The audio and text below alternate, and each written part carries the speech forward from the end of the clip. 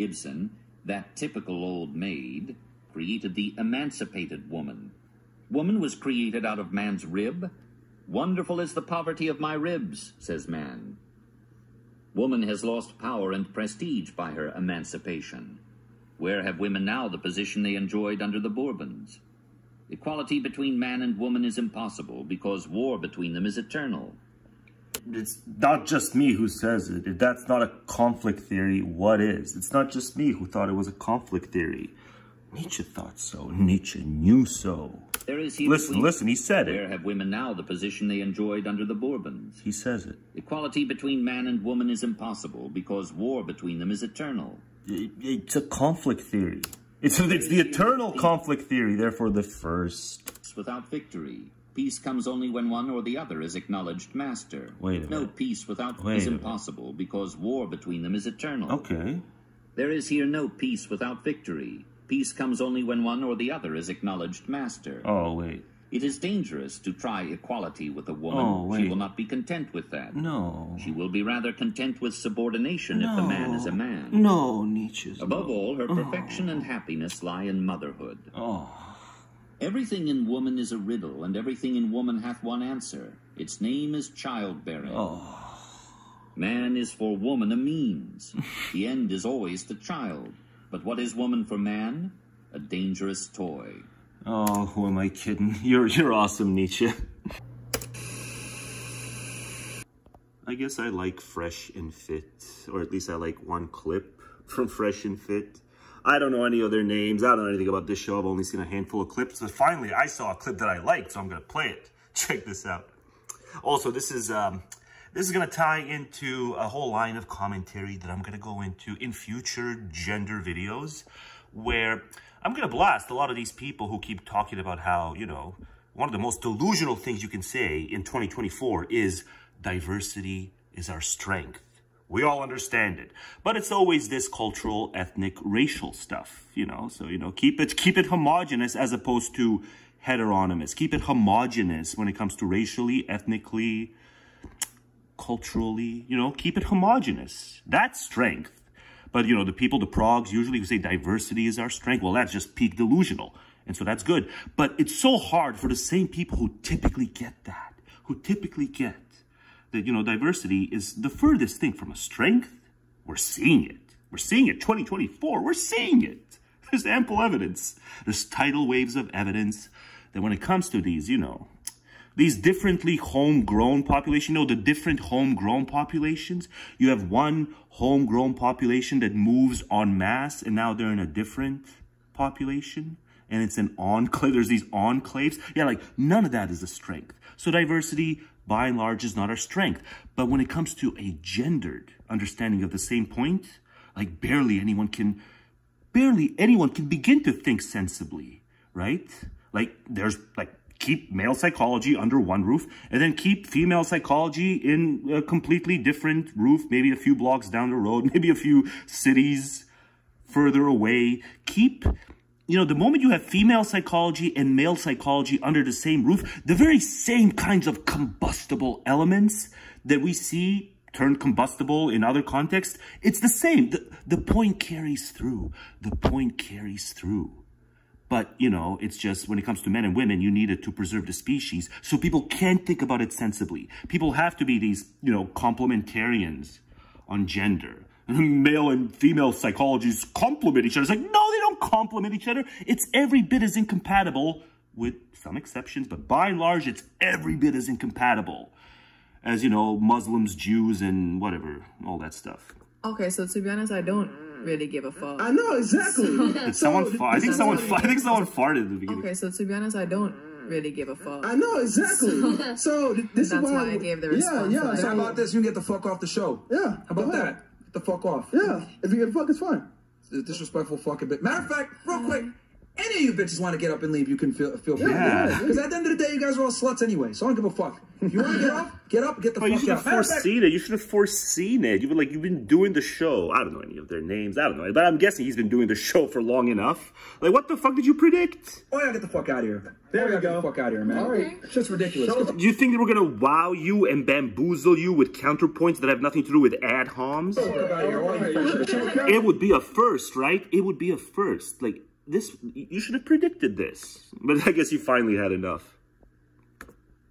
Matter of fact, oh yeah, get the fuck out of here. There we Get go. the fuck out of here, man. All right. It's just ridiculous. Get the fuck out of here. All you bitches. Show Counsel, man. I'm gonna end this shit myself. Get these nerds out of here, man. Get the fuck out of me, bro. Get the fuck up out of here. Didn't she say your loss? I think she said your lose. Your lose. Hey, yo, it's the first? Happy birthday, Fred. Happy birthday. Get the fuck out of here. This stupid fucking lesbian bitch. Yeah, I know, right? Get the fuck up out of here, man. Show Counsel, man. Yo, show Counsel, man. But you guys could do with a few less yo's and stuff. I'm gonna be honest. Because you just encourage their stupidity when they hear that you're kind of stupid and slangy. So you guys are a little slangy, right? That just, they think they're in their element. If they hear guys who are slangy, it's like, we can say stupid things. Because guys who use slang are guys, in my experience, who are typically horny enough to let them get away with all kinds of bullshit. So don't use slang. That's one way you can signal that you're the type of man who will not let women get away with bullshit just because they got tits and ass. It's because you'll not use slang. And then they'll have to think twice before they let the stupid shit come out of their mouth that they typically let come out of their mouth. They'll think twice unless they hear slang coming out of you. Fucking ridiculous. And that's just my homespun theory, but I bet it's true. No ass. That shit's crazy, bro. Bitches, man. Bro, chat. Real talk. This is what you guys are dealing with these fucking girls. They'll be fucking sex worker whores thinking that they are in the same. He used the PC term immediately after using the anti-PC term, sex worker whores. I like that. I'll do that too. I'll say sex worker from now on, and I'll immediately follow it up with whores. Sex worker? That they are on the same level as fucking girls. They'll be fucking sex worker whores. Yeah, PC followed by anti-PC terminology. I like that. That they are on the same level as you. And you know what's No, they have a superiority complex, bud. They have a superiority complex. Because there's enough men, right? So 10, 15, 20, maybe 25% of men who will reinforce their delusional superiority complex. Because they'll want to buy their feces and stuff. There's literally men, nowhere near as like 10%, but some men who they'll want their soils. They'll want the soil. Like if someone was willing to pay for my soils, I'd have a superiority complex too. But I already have a superiority complex anyway, so disregard that. These stupid fucking bitches, They bro. mean it. And they're dead ass. They They're not truly do playing. think that They're they not deserve playing. the best guy. Like, fuck these bitches, man. Now y'all know why I cover geopolitics. Now you all know why rap looks the way it does. Now you all know why rap looks the way it does. These bitches, man. Yeah. Now y'all know why I cover geopolitics and shit. I fucking hate talking to these stupid, Wait a minute. retarded fucking sluts. Wait a minute, so you're not intrinsically interested in geopolitics? You just do it because the other stuff is insufferable? Yeah, that might not be that that might not be that atypical anyway. Okay, so to be honest, I don't But really yeah, give this a fuck. was exactly. So, I don't give a fuck. I don't give a Chat about fuck. this, you can get the fuck off the show. But yeah, if a man says he doesn't give a fuck about, whatever male or female issues, then that's tragic. About that, get the fuck off. yeah, if you get fucked, it's fine. Then they run the who hurt you. If you don't care about issues only females face, then it's the who hurt you game. But they can say they don't give a fuck about whatever issue preceded that. The disrespectful fucking bit. Matter Yeah. of fact, real quick, any of you bitches want to get up and leave, you can feel free to leave. go ahead. Yeah. Because at the end of the day, you guys are all sluts anyway, so I don't give a fuck. If you want to get up, get the fuck out. Matter of fact, oh yeah, get the fuck out. But men would be sluts too. Let's just understand. Men would rack up a body count. Most men, because they're mutts, and there's nothing in the culture to steer them away from being mutts. Because no one reads the ancients. No one grasps. What was the original Cupid? How did the ancients portray Cupid? Well, they portrayed him as a malevolent demon god. He was the ill-reputed god. Why? Because there's no way to do this. There's no way to do this without ruining yourself. Man, look at it go. So this is the greatest photo of all time. Right here, because of him, right? He helps a little bit, I suppose. But no, it's all about him. He makes it. It's the greatest photo I've ever seen. I've seen my share of photos, you know, selfie style photos. What tops this? And what kind of makes you think that the campaign doesn't know what they're doing, in the sense that they even let this within the ad? They let this be one of the photos, like kind of with the people, you know, him with the people, with the others. And they let this be one of the ones where it's like, yes, it's him with the people, and they think it's a good look. Just picture's worth a cajillion words. This proves that no one in the campaign knows how to do the campaign. But yeah, it was a shill. I guess, you know, you can get maybe a little more context by watching the full video. I didn't save the video, but yeah, he shilled these Trump cards. He's shilling a lot more as of late. Like, even for him, he's shilling a lot. But you'd think there'd be enough photos where he's kind of, it's him being authentic with the Volk, but no.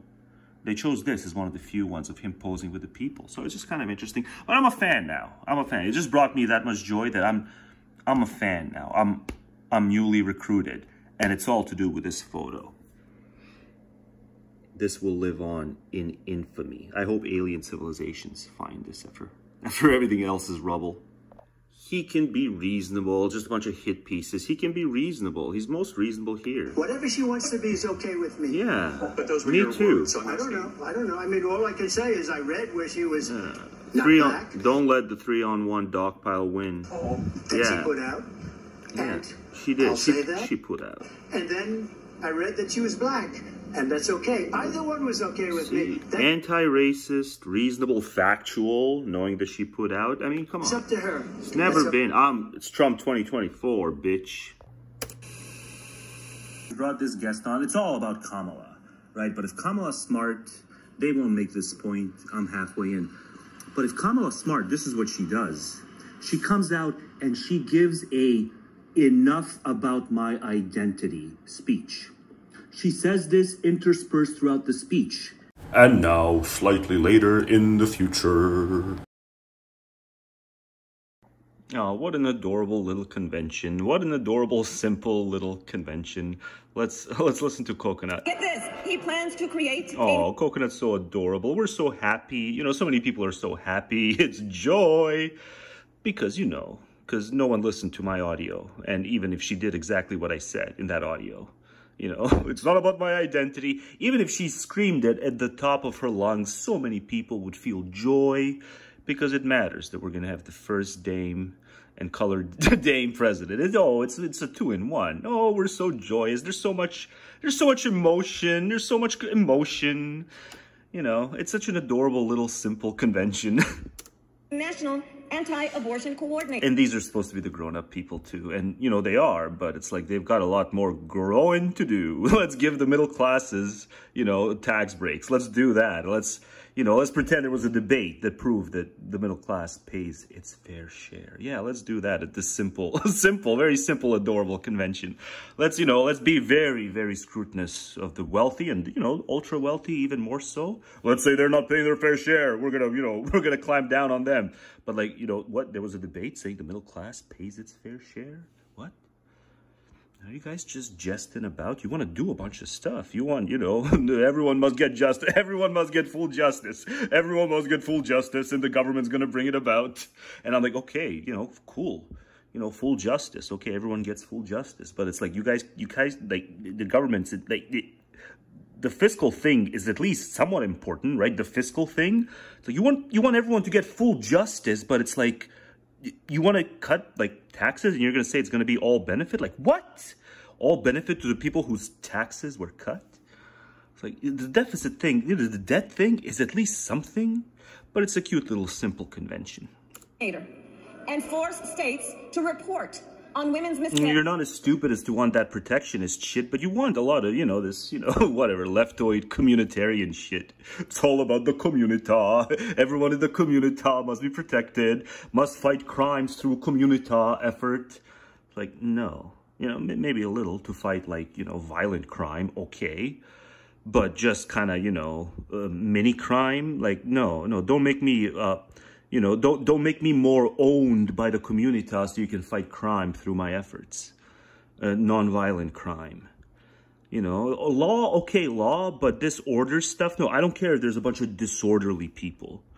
Especially now that I've left the disorderly part of this province. But, you know, it still shouldn't be like this whole talking points. We're going to be these communitarians because, ooh, disorder, it's disorder. Yeah, it's disorder because just nature produces defects. That's why they're disorder. Not because something you can do about it or the rightoid communitarians can do something, you know, the Vancy communitarian. No, none of you are going to do anything about these defects. You know, you're not going to find jobs for them that'll make them non-defective. So just cut it out. Stop pretending that everyone's going to get full justice. As long as you keep doing stuff and, you know, keep rolling the dice in your procreative ways, it's never going to be the case that everyone or even nearly everyone gets full justice. People are going to get trampled on in manifold ways.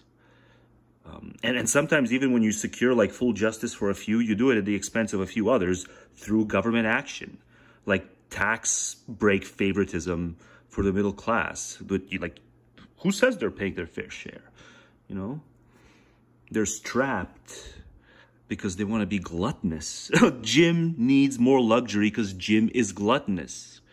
And along came, you know, prosperity gospel, where we can be gluttonous and pious. Yeah, that's kind of Jim. But here it's coconut. Marriages and abortions. But still, I'd say, yeah, she should win just because the abortion stuff, the other guys are just so much stupider. Simply put, they are out of their mind. Yeah, they're batshit. They are. You guys are just hokey, though. I just wish you guys would, like, I get it. It's really emotional. All y'all are happy because of the identity stuff. The 2-in-1. You all are so happy because she's the 2-in-1 and it's a first. But you guys should be able to step outside yourselves and see just how hokey you are. And wait till they pan to some of the ones with tears in their eyes. They pan to a lot of the ones with tears in their eyes. Maybe not these, but, you know, certainly, like, there's many a her who's had, like, you know, tears overflowing. You guys are just such... It's so servile to think that, you know, now you've got a bigger shot, you know. It's so servile. You just can't see beyond the institutional...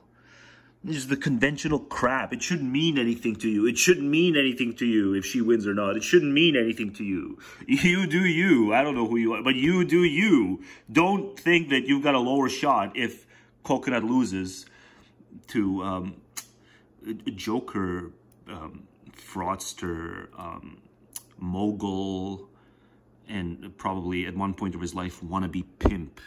I think at one point in his life, Trump was a wannabe pimp. He screams it. One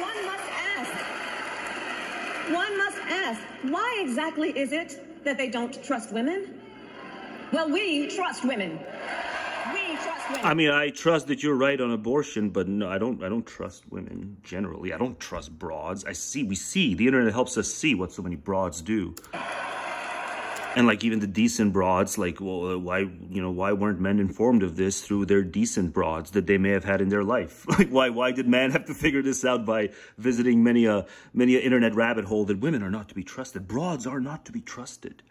Because like even the decent broads don't tell you about the indecent broads. You know, like, why not? Because they don't want a certain, you know, jig to be up. But you guys are right on abortion. I'm just kind of straddling the line here.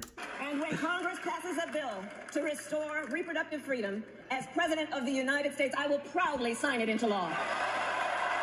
Reproductive freedom. With great freedom comes great responsibility. It applies to the reproductive realm. You know, better abortion in the first trimester than in the third trimester when it's going to be ouchy. But, you know, okay, third trimester versus being born at all and, like, suffering through all of you fools. No, fine. Give me, retrospectively, if my mother wanted an abortion, like, even I would have hated her if she decided in the third trimester because I would have gone, ouch. But then I wouldn't have had all these lifelong frustrations with people who cannot think. You know what it's like? You know what it's like when you're one of the only people who can think? And then you see just how spellbound, and, you know, I guess, you know, the blues really are vivacious too. I may have downplayed just how vivacious the blues can be here, but it prevents them from thinking, properly speaking. Because it's like they connect slam dunk position like pro-choice, permissiveness on abortion. Like they connect that with trust women. It was like, yeah, guys, you just know. No, have you guys seen the handles? The women telling on themselves handles? Like, women are the last demo you ought to trust.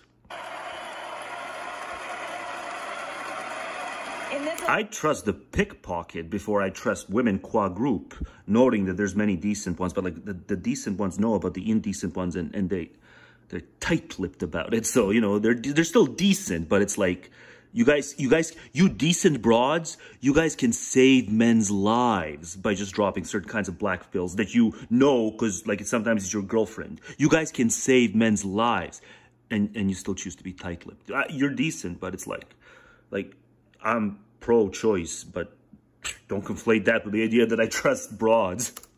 Election, many other fundamental freedoms are at stake. The freedom to live safe from gun violence in our schools, communities, and places of worship. It's more about the accidents, you know, the gun owners who think themselves responsible, but who are anything but.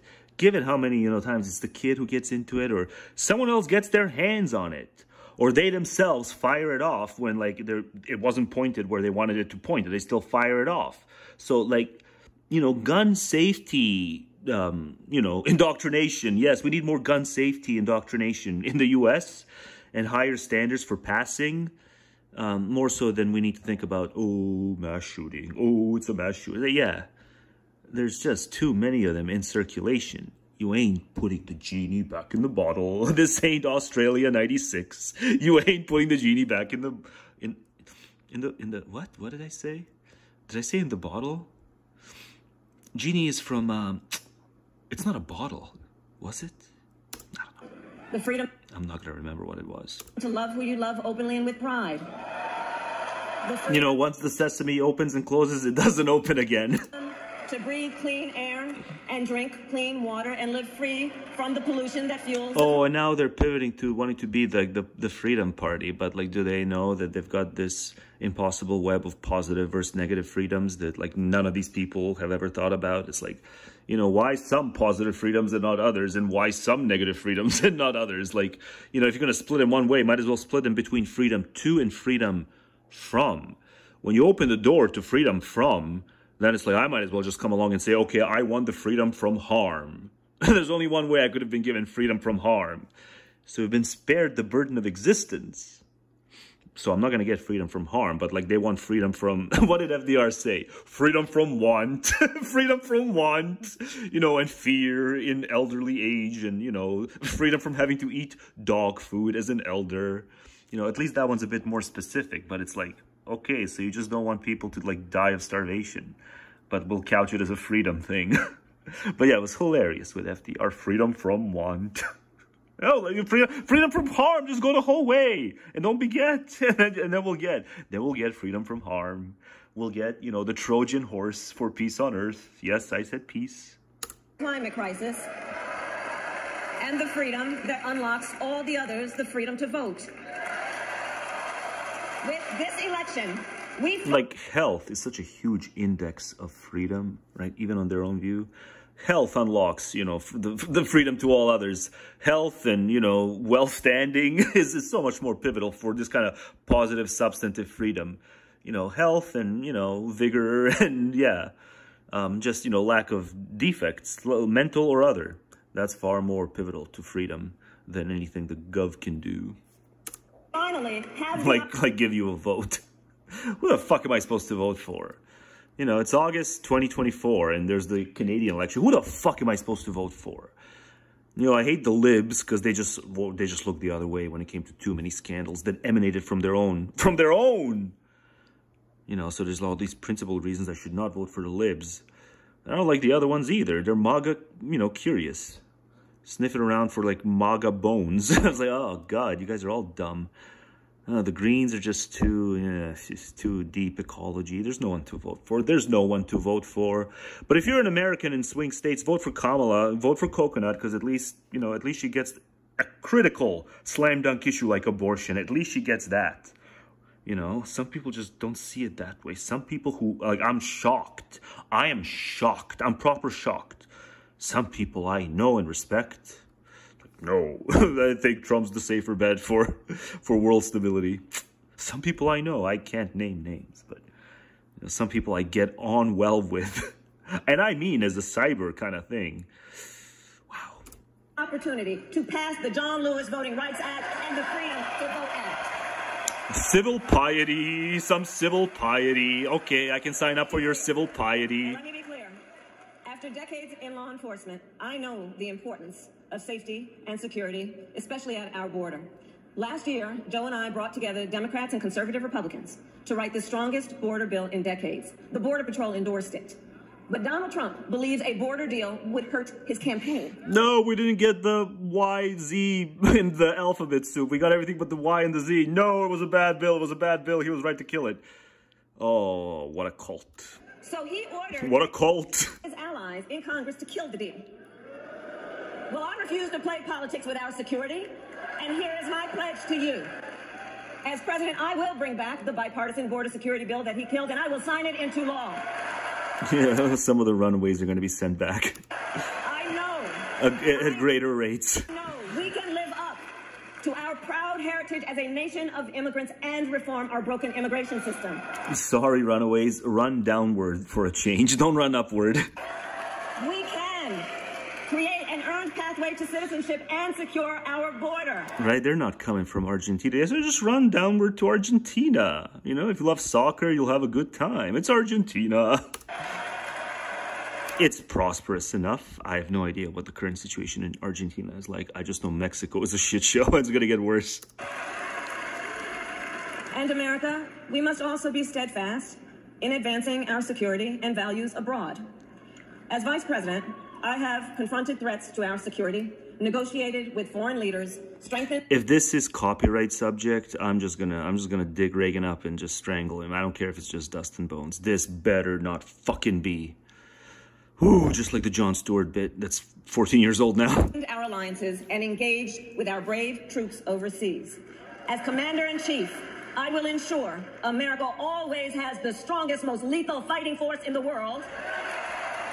We must be a glorious people. And I will fulfill our sacred obligation to care for our troops and their families, and I will always honor and never disparage their service and their sacrifice. But especially militarily. We must be the most glorious people of all time, militarily. No one else can steward the globe. Well, maybe they're right. But it's not about, you know, stewarding the globe for the globe's own good. It's because we must be a glorious people. More glorious than any people in history is us Americans. But like this, but like twice at the MAGA ones. I will make sure. Double glorious. They just want to be mono glorious. No, actually Americans are double glorious people. We lead the world. Which makes me glorious as an individual, even though I'm 400 pounds. Into the future, on space. And sweat too easily. Artificial intelligence, that America, not China, wins the competition for the 21st century. And my kids hate me, and that's why I kind of overcompensate for it by, you know, touting natalism in public, because God, my kids hate me and I can't deal with it. So I'm just going to kind of spin it into a public thing. And that we strengthen, not abdicate, our global leadership. Trump. Yeah, because my old man on that pronatalism stuff, like, yeah, it made me hate him, right? It made me hate him. On the other hand, threatened to abandon NATO. He encouraged Putin to invade our allies, said Russia could, quote, do whatever the hell they want. 5 days before Russia attacked... I think at least one of those must be taken out of context, but I have to end this. I have no idea where to put this. I guess I have to do a brand new video. God damn it. Ukraine, I met with President Zelensky to warn him about Russia's plan to invade. Oh, wow, his jaw must have been on the floor after you dropped whatever detail you dropped. Helped mobilize a global response. And what are we going to do about that? We're going to have you stay. We're going to have you decline the chopper and, you know, kind of rally global support, but, you know, still not know what the fuck's going to happen long term. Like, okay, we're going to rally some global support. And you guys are heroic. You guys really are heroic. Oh, and the advances you guys have made, you Ukrainian nutters. But, you know, defiance. It's defiance at the national level. You got to respect it. But we still don't know what's going to happen long term. Let's just understand. Over 50 countries to defend against Putin's aggression. all well and good. A slouch addendum. Got to do a slouch addendum. It's not that I want to be flippant. It's not that I want to be, you know, genial or flippant. Oh, wow. He must have been. His jaw must have been on the floor after you dropped some, like whatever detail you dropped. That's good, but come on. It's a war. I have to make at least some points, but it's hard to make points. And what are we going to do about that? Yeah. We're going to have you stay. Yeah, because there's just short term to have him stay. Right? It's a short term kind of stunt. You decline the chopper. Yeah, but and you're going to rally global support. Yeah. But, you know, still not know what the fuck's going to happen long term. Like, and also, you know, there's some people, you know, they're willing to grant the known unknowns. We can all point to the known unknowns, but then it's the unknown unknowns. You know, even the biggest skeptics fail to appreciate all the unknown unknowns, the skeptics of Ukrainian support. And, you know, the checkers thing, you know, just unknown unknowns plus checkers on the global stage. It's like if someone's commentating, if someone's yakking, or typing, like, they have a very strong opinion. More aid or no more aid at all. There's no kind of, you know, well, like I said, yeah, there's people who, like, they don't want the more aid, or they want the aid to be completely cut off because they recognize those known unknowns. And yes, those should be taken seriously, but then they fail to, you know, you can screw yourself over simply because of the unknown unknowns. But yeah, and it's even worse with the Jew versus Muslim war. Everyone. They don't even grant, like, kind of the known unknowns. Even they're just kind of saying on both sides, they're saying, just agree with me. It's not a complex matter. Agree with me. And yeah, the moment you agree with me, then it's not even like there's known unknowns. Everything's known. It's just people are liars. That's why they can't recognize that there's no such thing as known unknowns, let alone unknown unknowns. People are liars. People are liars. The Jews are liars. The Palestinian cause is a lie. Everything's a lie. I've never seen this many people accuse others of just fucking lying so much as I have in this last calendar year. Okay, we're going to rally some global support. And you guys are heroic. You guys really are heroic. Yeah, that's true. So I'm not flippant. I'm just, you know, I'm comfortable. Apparently I'm more comfortable than every other fucking internet commentator. I'm more comfortable with the prospect of being vulnerable to unknowns, and therefore not having strong views on what to do from here. I don't know anyone else who is, like, the closest people come is they just, yeah, they're the known unknowns, but, like, you got to dig a little deeper. So yeah, more support, less support, more funds, less funds. I'm out of data to give. Oh, and the advances you guys have made. Okay. So, but even that, you know, like, how do I know that's not just embellished and stuff? I don't know any of this shit. I'm not there for it. If I'm not there for it, then, you know, I'll just use it for comedic purposes. But now let's leave all this and let's diss some bitches. 18-year-old Skylar Fluss is on a completely different level, going so far as to post this video to thousands of people bragging about how she got away with a DUI. I got out of a DUI and got let off with a warning. Skylar was pulled over after an officer saw her weaving around the road in a way that suggested she might not have been completely sober. But according to her video, she claims that using her flirtatious and quick wit, she managed to trick the officer and get away with a warning. I blew a 3.8 and he let me off with a f***ing warning and gave me his number and said we should meet for coffee or lunch. He was hot, so I'm getting lunch with him tomorrow. If her story is true, then the officer would be in serious trouble. But luckily, the officer in question recorded the entire interaction on his body cam, and the video tells a completely different story. Hello. My name's Deputy Stallman with the Jefferson County Sheriff's Office. I pulled you over because you were weaving a little bit back there. Where are you coming from? I was coming from my friend's house. I actually just got dumped. Okay. So I was, like, crying and, like, I'm really upset. Okay. Were you on your phone and stuff, too? I was trying to call him to get a hold of him because my heart hurts. Okay. So bad. Well, I'm just concerned that you were weaving because of alcohol, but if you're on your phone, have you been drinking or anything tonight? No? Okay. The deputy then does give Skylar a card with the sheriff department's information on it, but it didn't include his personal number, and it didn't come with an invitation to dinner. Sounds like you're having a rough night, so I'm not going to add to that by writing you a ticket or anything, okay? So I'm just going to give you a warning. It's not a big deal. I just want to make sure you're okay. You were weaving a little bit, and I just want to make sure you're okay to operate the motor vehicle, and I believe you are. So my information's right here on the front. The reason I stopped you here is on the back. Wherever you're headed, get there safely, and I'm sorry you're having a bad night. Yeah, I'm just like, Okay. No, you're fine. Yeah, no, you don't need to apologize. I mean, you were weaving a little bit with no traffic out. I just want to make sure you're okay, that's all. Skylar's video doesn't just contain disgusting footage of her laughing and bragging about exploiting this officer's kindness. And macing the truth. She's another dame who maces truth. But also states that she blew a 3.8 on the breathalyzer, ignoring that she wasn't even tested in the first place. The legal limit is only around 0.8, and already makes driving dangerous. But a reading of 3.8 would imply Skylar was not only blackout drunk, but close to death, as at a level of 4.0, respiratory failure is likely. But this doesn't mean Skylar was lying about being drunk underage. Videos were later discovered of her chugging tequila from the bottle and acting drunk at a party just hours before she was caught driving. After she was confronted with this, Skylar confessed and admitted to everything. I ended up getting a little too intoxicated.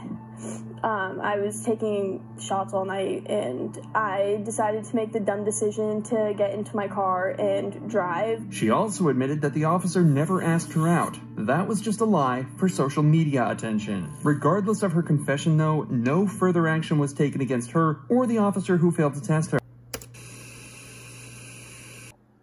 And then there are the men who have no qualms being perceived as ideologically aggressive, but then they go over the top, right? Bob Wallace, I don't know if this was the computer scientist guy or the other Bob Wallace guy. I haven't vetted the quote to see if it can be rightly attributed to him. But, you know, it seems like the kind of thing, you know, we've seen many people in public life say stuff like this, so I just, you know, landed on Bob Wallace.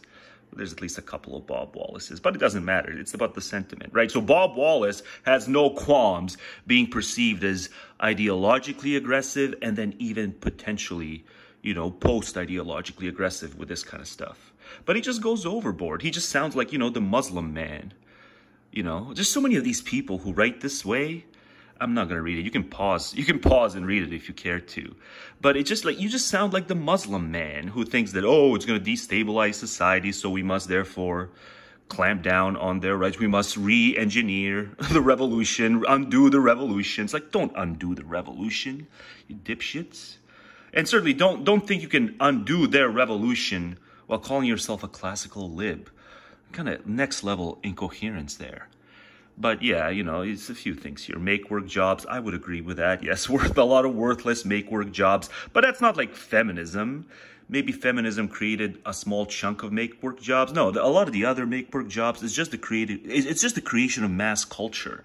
And we got to give people things to do, because people need stuff to entertain themselves, even through work. People need to be entertained through work. But not to go down that rant again. Make work jobs is a problem with just people in general being far more wedded to the practical than the theoretical.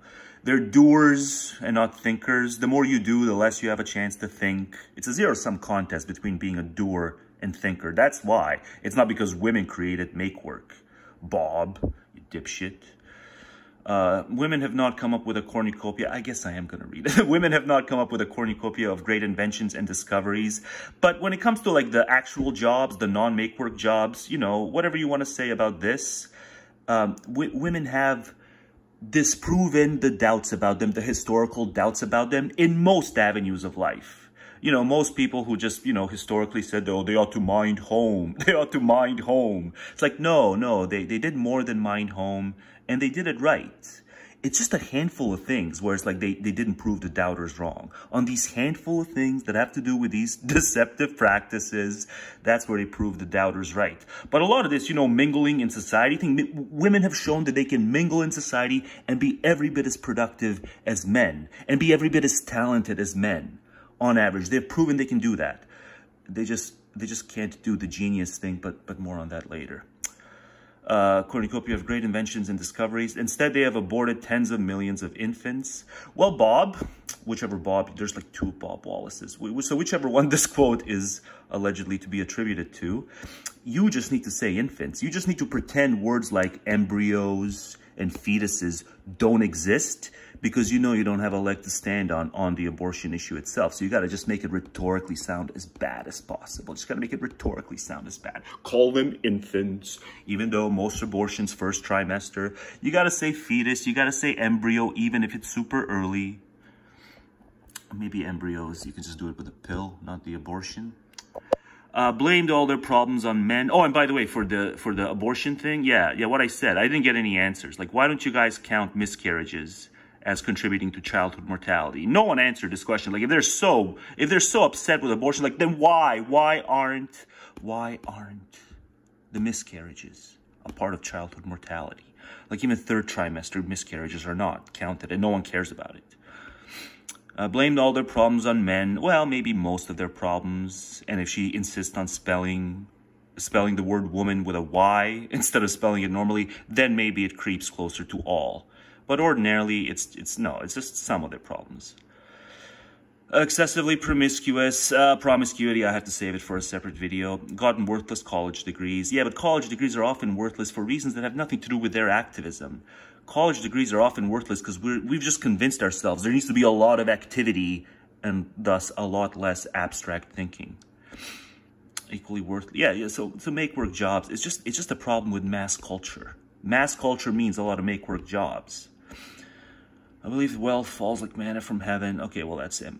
Do women believe in MMT, modern monetary theory, more than men? I don't think you proved that, Wallace.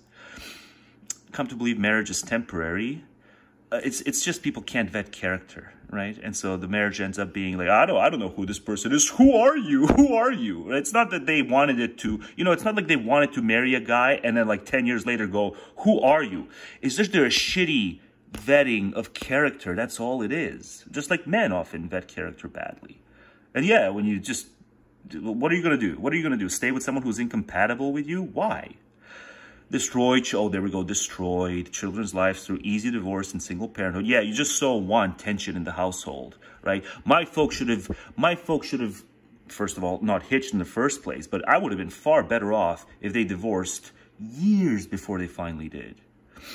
You just tension in the household plus a kid, it's not good news. Single parent and rationalized every bit of it. At least like 50% of this. You're wrong, Bob. You're wrong. At least 50% of this. So there's no one to root for, right? The people who are going to be ideologically aggressive and push back, they just can't do it in any kind of tempered way. They just have to go the whole 9 yards. Like the tradcons were right about everything. No, the tradcons were wrong about a whole bunch of shit. So there's no voices of moderation. And, yeah, so that's kind of... I'm going to do some risque stuff coming up next, so I just want to kind of, point out that there's no one to root for in this discourse at the, mass politics level. There's no one to root for. And with that said, let me do some risque stuff coming up next. I don't know who's doing the drumming, but I know there's a kind of drumming going on. I just can't see it. I have to say something very fast. That track, wherever it is, man, was at ease callous. It's so true. One of the kind of advantages we have over them, it's more than drumming. Someone's playing freaking music around here. But I have to say this now. One of the, and it's that horrible pop song whose name I don't even know. I'm not playing this, I'm just out and about. It's raining heavily, but someone's playing that god-awful pop song. This is a kind of thing that should not be spoken over one such pop song. Jesus. Just imagine some, kind of contrary song. Imagine Salvaging from Steven Wilson being played over instead of this stupid pop song, as what I'm about to say. And that is that track, Man Was At Ease Callous. That's true. I'm going to have to stop. There's someone approaching. I don't want to talk. I don't want to explain this part specifically. Then they've passed. This is the kind of part that I should not run into people, but, man was at ease callous.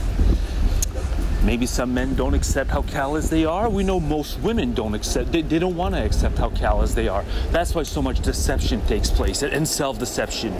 We're just more at ease callous than they are. I've come to accept it with age. I've come to see the many ways in which maybe 2 decades ago I would have denied that I was callous in these specific ways. Whatever. I propose this moral universalism now and again, but, I don't live it. Because, yeah, I just delight in many things and maybe rejoice at many things that I've said in the past no one should rejoice. I see it more clearly now. And that's because I'm a callous person, especially when it comes to the enemies, but even to, perfect nobodies, I left downtown because, bums were an inconvenience to me. I didn't, leave downtown and moved to Coquitlam because, like, I felt like, oh, there's just so many bums and I can't bear to see their pain. Like, no, it was never that. It was bums were an inconvenience to me. Their piss was an inconvenience to my new shoes and many other fluids. But, you know, I left downtown. I'm living it up. You know, the burbs, it's kind of burby. I'm living it up because I left downtown. I left the city, you know. It's not because I couldn't bear to see those people. All those poor, you know, addicts and whatever else, mental disorder having people. It wasn't that I couldn't bear to see them, it's that they were an inconvenience to me. This is because I'm a callous person. Most men can accept.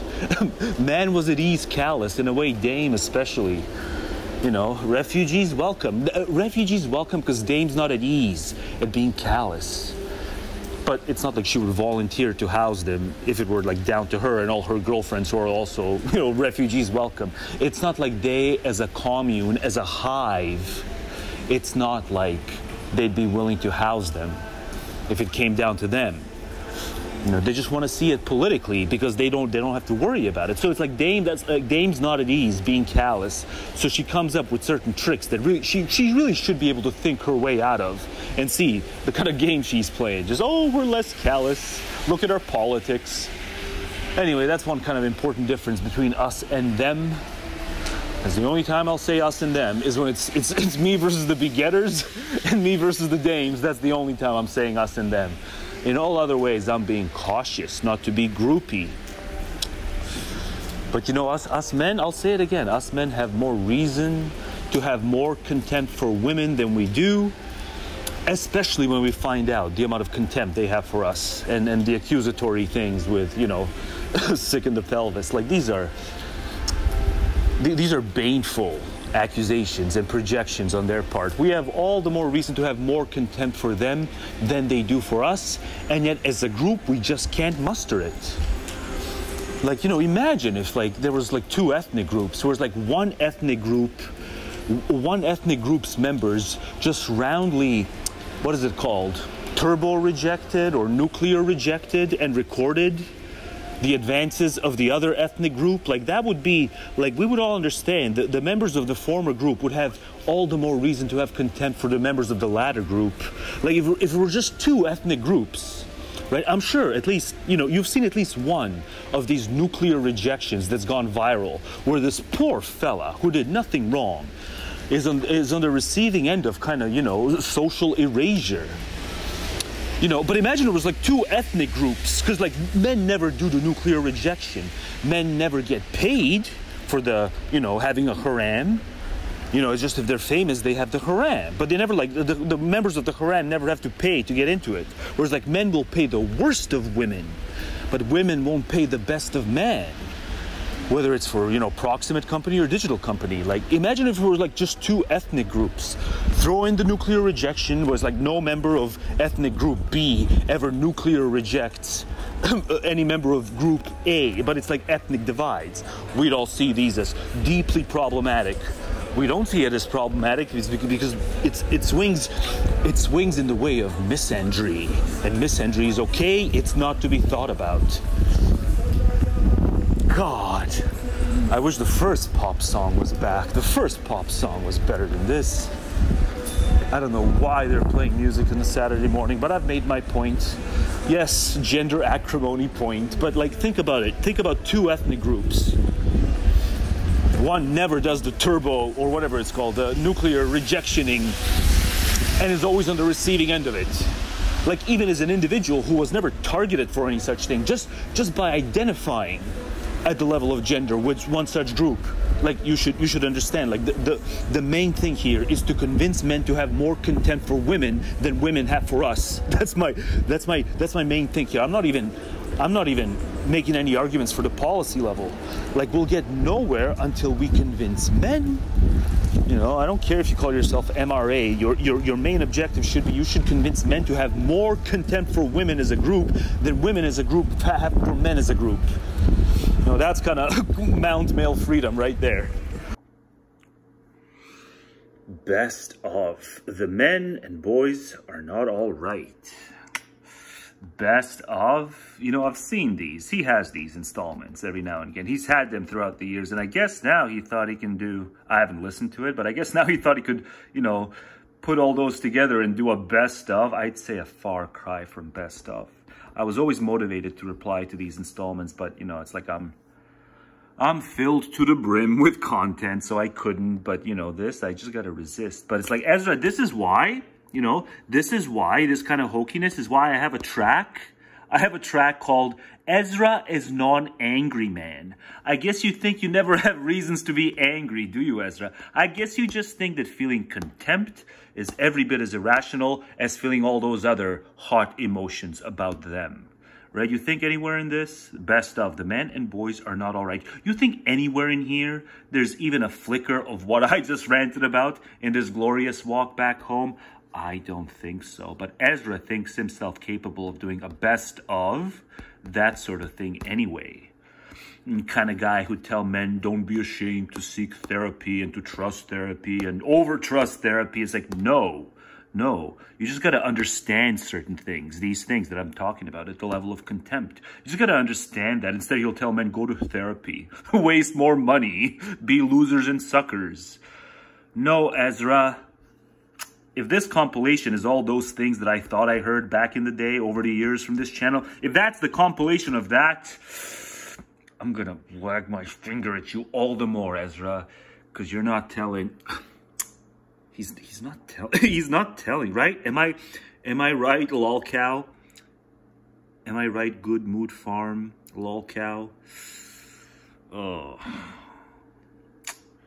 Yeah, I should be perfectly vegan, fine. I should be perfectly vegan. But Ezra should be more based and willing to expose misandry instead of all these, you know, sanctimonious, ooh, it's the economy, or, you know, men need to befriend each other, men need to look inward, men need to do work on themselves. No, men just need to understand, like, women have contempt for you far more than you have for them, even though you have more reason to, you know, turn the tables. Ezra just dispositionally can't grasp that, because it's Ezra as non-angry man. But I guess you don't have to be angry. You just have to be contemptuous, that too. But see, I'm so profoundly fair and over-fair. I'm over-fair. I'm going to give pushback to him, even though everyone's saying, he dunked, he dunked, he dunked. And though he dunked on them, but they didn't do an adequate job defending themselves. So maybe that's part of why it's justified to say he dunked on them. But then again, I didn't see the whole thing.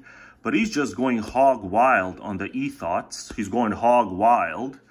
I didn't see the whole thing, but in the moment it seemed like they were stumped and everyone's saying it's a dunk. But no, actually, even though he seems to speak highly of intellect, he is negating intellect and assuming a just world direct line between the strength of intellect and, you know, easy employment. And essentially not being, you know, exploited wagey. Like, if you've got it, employment will find it. It's like, no, you can got it without necessarily it benefiting any single employer. Certainly not in the private sector. But you can still got something in a way of perceptual talent. But to him, talent will always, it will immediately be swept up by one or another kind of market if it's genuine talent. He lives too much in the now, and therefore his accusations of them were shallow. Every bit as shallow as he's saying they are. And so I'm so profoundly fair, I'm going to give pushback to him. A lot of things will be hard for you to comprehend. That's why you're in sex work, because you can't offer value in the marketplace.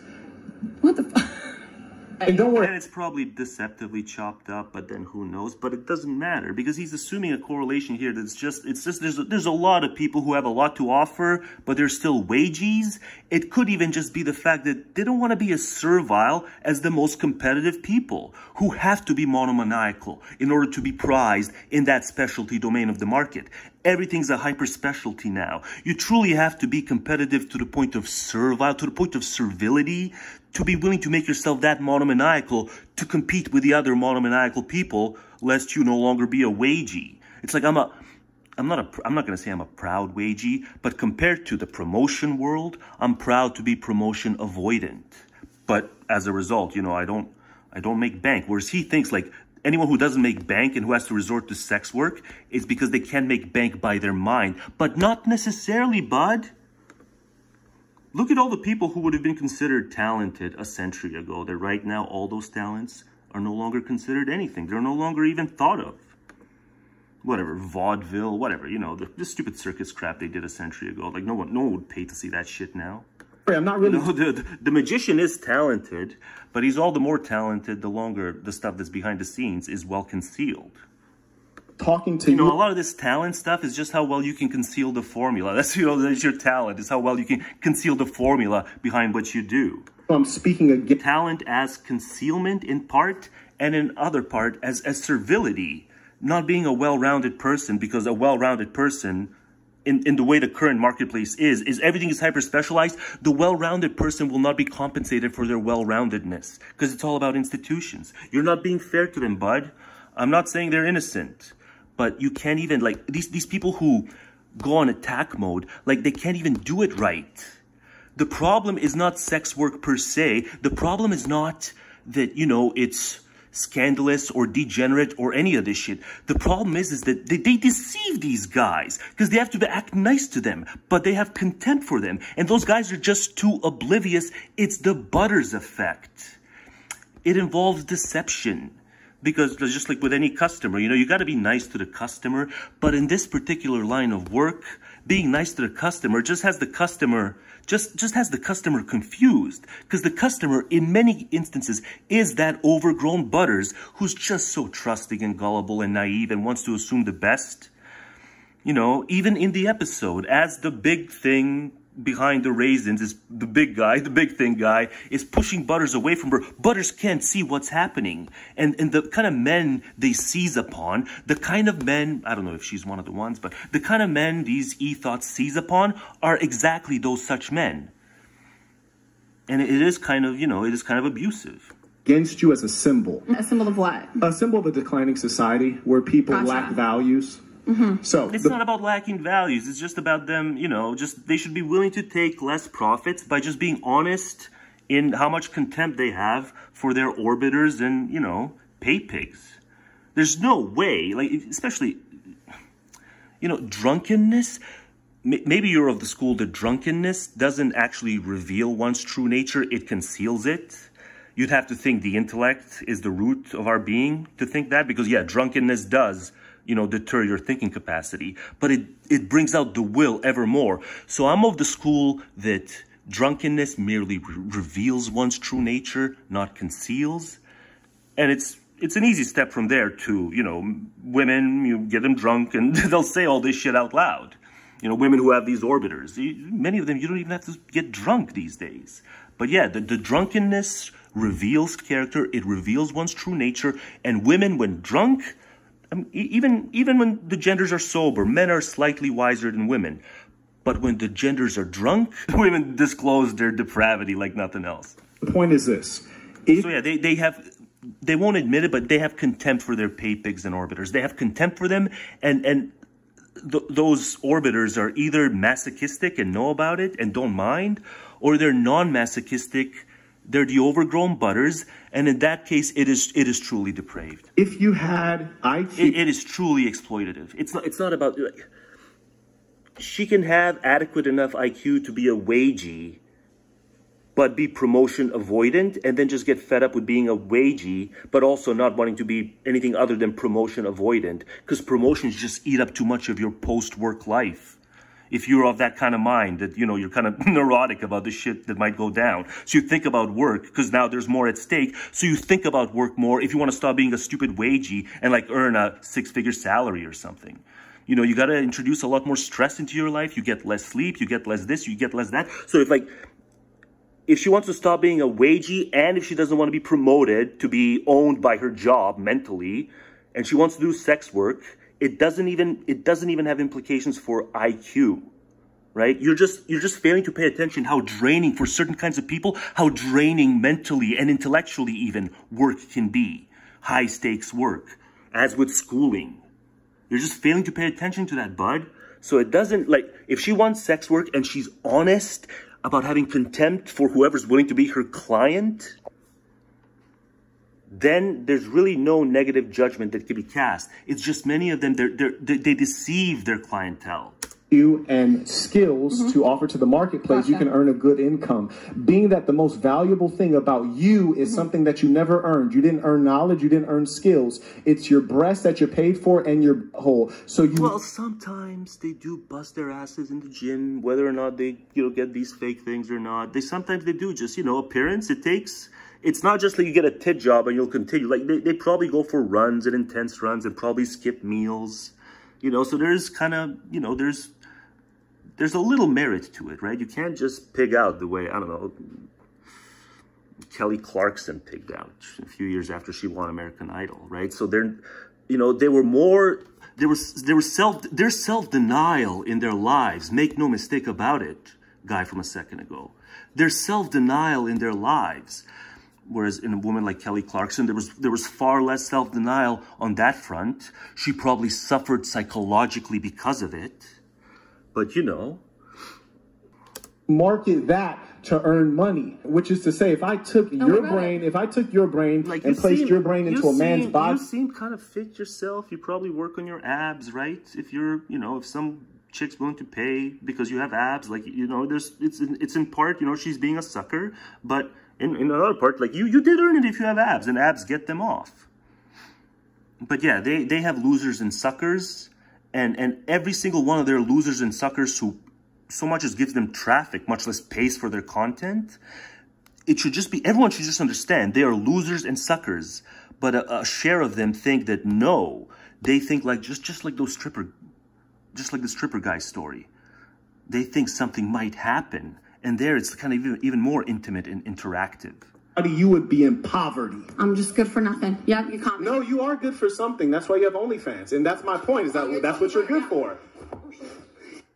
A lot of things will be hard for you to comprehend. That's why you're... So, I don't know. I just made it about my my anti-careerist resentments. Yes, more. I just want more people to understand, A great mind will not necessarily find a home that's great in terms of the payoffs, a la employment. Man, look at it go. So another kind of thing we got to nip in the bud before it takes off too much. This is wrong. Whoever thinks that this is true, we need more women like this. This is wrong. And I can have a video that's jam-packed with kind of, critiquing gynocentrism, and nonetheless realize that, well, this is wrong too. So let's see what the video is. Let's see what exactly they think we need more of. What kind of women do apparently some men think we need more of? The well-traveled men, they get wacky ideas in their heads. Maybe this is all just acted out and it's not even real because they established a rapport. But assuming that it's not acted out, assuming this is real, it's interesting. What % of men think it's true that we need more women like this? So remember, like, it's a video largely critical of gynocentrism, but this shows that not 100% of the problem is a gynocentric problem. There's some over-the-top androcentric perspectives that also need to be reined in. That's what I'm here for. I'm here to be the well and balanced gender commentator. But listen, and assume that, it's not just, they didn't just put him up to say this. If I had to guess, I think it's true. I don't think anyone acted anything out here. But it's so awful. She said she cooks, she cleans, what else? I cook, I suck, I shut the fuck up. Oh! Y'all hear that? Come to the Philippines. Hey, that's my girl. She said she cooks, she cleans, what else? I cook, I suck, I shut the She actually said I suck. I sucky suck $2. No. She didn't say $2, but no. She said she cooks, she cleans, what else? I cook, I suck, I shut the fuck up. Oh! Y'all hear that? Come to the Philippines. Oh, no. So it's not hard to see where the reasonable ground is, right? But it seems that in terms of the participants, the reasonable ground is shrinking and shrinking in terms of the commentators who are kind of the participants in the gender commentary world. It just, from everything I'm seeing, no one can get it. No one can get it. No one can moderate. But gynocentrism is much worse. But this is just to show that, She said she cooks, she cleans, what else? I cook, I suck, I shut the fuck up. Oh, no, you just need to make sense. That's what we need. We need women who make sense. Not women who shut the fuck up, but women who make sense far more often than they actually do. I suck, I shut the fuck up. But whatever, sucky sucky to Dara. At least a subset of men, of the overgrown butters, they'd fucking go for it. Then you had like the other 10% that would come in that would be like stag groups. And like Buddhists would tell those men, like, yes, that's good, it's good, you don't hold a grudge, it's good, you're being, you know, we're all one, everything is illusion, go be a sucker. Why do I feel the need to be unfair to Buddhists every now and then? What's Buddhism ever done to make me mistreated this way? Is it the Buddhists? Is it some indirect way to take stabs at Robert Wright? I don't know what it is, but Buddhism is innocent. Buddhism doesn't lead to symptom and suckerdom. I just every now and then, you know, this is coming up too in the future, I guess. Every now and then, you know, Buddhology. I take stabs at Buddhology. But yeah, Buddhism doesn't imply symptom or any of that stuff. So I guess I'm just taking my stabs. Poor Buddhism. Maybe like drug dealers, like small-time drug dealers would come in there thinking they could like chat up the girls and take them off and whatever, and just like flashy guys that would come in, and they generally were not good customers. Yeah, but the earlier ones, they're not flashy. That's their problem, right? They're not flashy enough.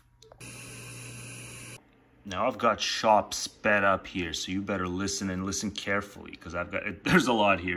The Discord, because it's so based, which so easily finds its way into all society as an effect of the different moods in which people happen to be for the moment, also in part explains why it is that memory always idealizes, and sometimes almost transfigures, the attitude we have taken up at any period of the past, a change due to our inability to remember all the fleeting influences which disturbed us on any given occasion. No, I can't ever justify, even though I've prepped you, I can't justify keeping Schop at 0.25. No, Schop. We gotta slow down and focus. It's Schop. It's super important. Schop exposing deep society. Memory is in this respect like the lens of a camera obscura. It contracts everything within its range, and so produces a much finer picture than the actual landscape affords. And, in the case of a man, absence always goes some way towards securing this advantageous light. For though the idealizing tendency of the memory requires times to complete its work, it begins it at once. Yeah, memory games you. It games us all. Hence it is a prudent thing to see your friends and acquaintances only at considerable intervals of time. And on meeting them again, you will observe that memory has been at work. Yeah, just every single time. And then you bear it out. And then you bear it out and you come back home. It's like, why did I do this? Why didn't I just stay home and chill? Section 23. But nothing in the culture ever put it in such crisp terms. You will observe that memory has been at work, because memory games you. No man can see over his own height. Women included. Let me explain what I mean. Woman included as doubly. You cannot see in another man any more than you have in yourself, and your own intelligence strictly determines the extent to which he comes within its grasp. If your intelligence is of a very low order, mental qualities in another, even though they be of the highest kind, will have no effect at all upon you. You will see nothing in their possessor except the meanest side of his individuality, in other words, just those parts of his character and disposition which are weak and defective. Your whole estimate of the man will be confined to his defects, and his higher mental qualities will no more exist for you than colors exist for those who cannot see. Intellect is invisible to the man who has... And the woman... None. In any attempt to criticize another's work, the range of knowledge possessed by the critic is... Be the critic a man or a woman. ...as essential a part of his verdict as the claims of the work itself. Or her verdict. Hence intercourse with others involves a process of leveling down. The qualities which are present in one man and absent in another. In another woman, let's say. One man, qualities present, and another woman, qualities absent. Cannot come into play when they meet, and the self-sacrifice which this entails upon one of the parties. The men? Calls forth no recognition from the other. The woman. And they call it dating, and they can't see how stupid they are. They can't see how they're doing that. You know, the guys who just use the word dating as if it's not an enemy word. Because they can't see how they're doing that stick bike meme. Like, oh, let's treat this as just a neutral word. It's not dating is where a lot of this... in one man and absent... an absent in in a another woman cannot come into play when they meet, and the self-sacrifice which this entails upon one of the parties, the man, calls forth no recognition from the other. But it doesn't matter, because his pelvis says keep going, keep going. No, it doesn't matter that you're just leveling down. You're just, where does he see leveling down? His present You're just leveling down. Intellect Where's leveling just down? Those parts of his character and disposition which sense with one man and absent in another's, calls, in a word, how vulgar most men are. And you will see and women. That it is impossible to talk to them without becoming vulgar yourself for the time being. Vulgarity is in this respect like electricity. It is easily distributed. Oh, man. You will then fully appreciate the truth and propriety of the expression, to make yourself cheap, and you will be glad to avoid the society of people whose only possible point of contact with you is just that part of your nature of which you have least reason to be proud. Yeah, the pelvis. So you will see that, in dealing with fools and blockheads, there is only one way of showing your intelligence, by having nothing to do with them. But then you become a wanker, and men don't want to be thought of as wankers, so there's, let's just forget, just placate the fools, placate the fools. Live to impress fickle Nimrods, because we don't want to be wankers. That means, of course, that when you go into society, you may now and then feel like a good dancer who gets an invitation to a ball, and on arriving, finds that everyone is lame. With whom is he to dance? But Schop didn't mean it in the gender terms. I just wanted to do a kind of, I'm doing a renovation. I'm doing Counsels and Maxims renovation, and I'm gendering it, but Schop didn't mean for it to be gendered. Except maybe like in one sentence up top or something. Section 24. I feel respect for the man, and he is 1 in 100, who, when he is waiting or sitting unoccupied, refrains from rattling or beating time with anything that happens to be handy, his stick, or knife and fork, or whatever else it may be. Knife and fork. Be. I hear a lot, especially when I was downtown. I hear a lot, knife and fork. The probability, but that's okay, is that he is thinking of something. It's just not okay if I say it in 99% alike a tone and, pronunciation. With a large number of people, it is quite evident that their power of sight completely dominates over their power of thought. I think with me, the power of ear dominates over the power of thought sometimes. I just hear certain sounds and I have to emulate them because they rub me comedically. They seem to be conscious of existence only when they are making a noise, unless indeed they happen to be smoking, for this serves a similar end. I stood afar as they smoked. Like literally. But he's just going hog wild on the e-thoughts. Yeah, so this was recorded after what you're about to see. This was recorded because I just went so hard on them. I figured, well, I gotta first kind of, even though this came after, I gotta first go after him a bit. Because here's a sneak peek of what I'm about to just do. Yeah, have more contempt for them / sexual capitalism. This is like another tree of knowledge thing. You Christians ought to be especially, giddy to see the reality in its most brute, debased, debaucherous form. Yeah, so I'm kind of going hard, but here I did, I'm recognizing that his critique is, let's say, incomplete and shallow. The whatever podcast, which leaves me going anything but what. After, I don't watch this often. I don't listen to this. I don't watch this, but, anytime I get a little clip or two, it's anything but whatever. It's, pull your hair out at humanity podcast. It's not the whatever podcast. It's the pull your hair out at humanity. Because none of the panelists, are they panelists? What are they? None of them ever make sense, or at least, agree with me. Going hog wild. Yeah, he's going hog. But here I played defense. Coming up next, it's not defense. It's me essentially pleading with men. You can starve the beast by having more contempt for them, because it's one of the same. To have more contempt, you will just ipso facto starve the beast. So, chop this up. What I'm about to do here, coming up next, chop this up and spread it. Because a lot of men who think, they're just playing their part by paying for all kinds of things that they shouldn't be paying for. Lining up the pockets of the sexual capitalists. It comes down to men.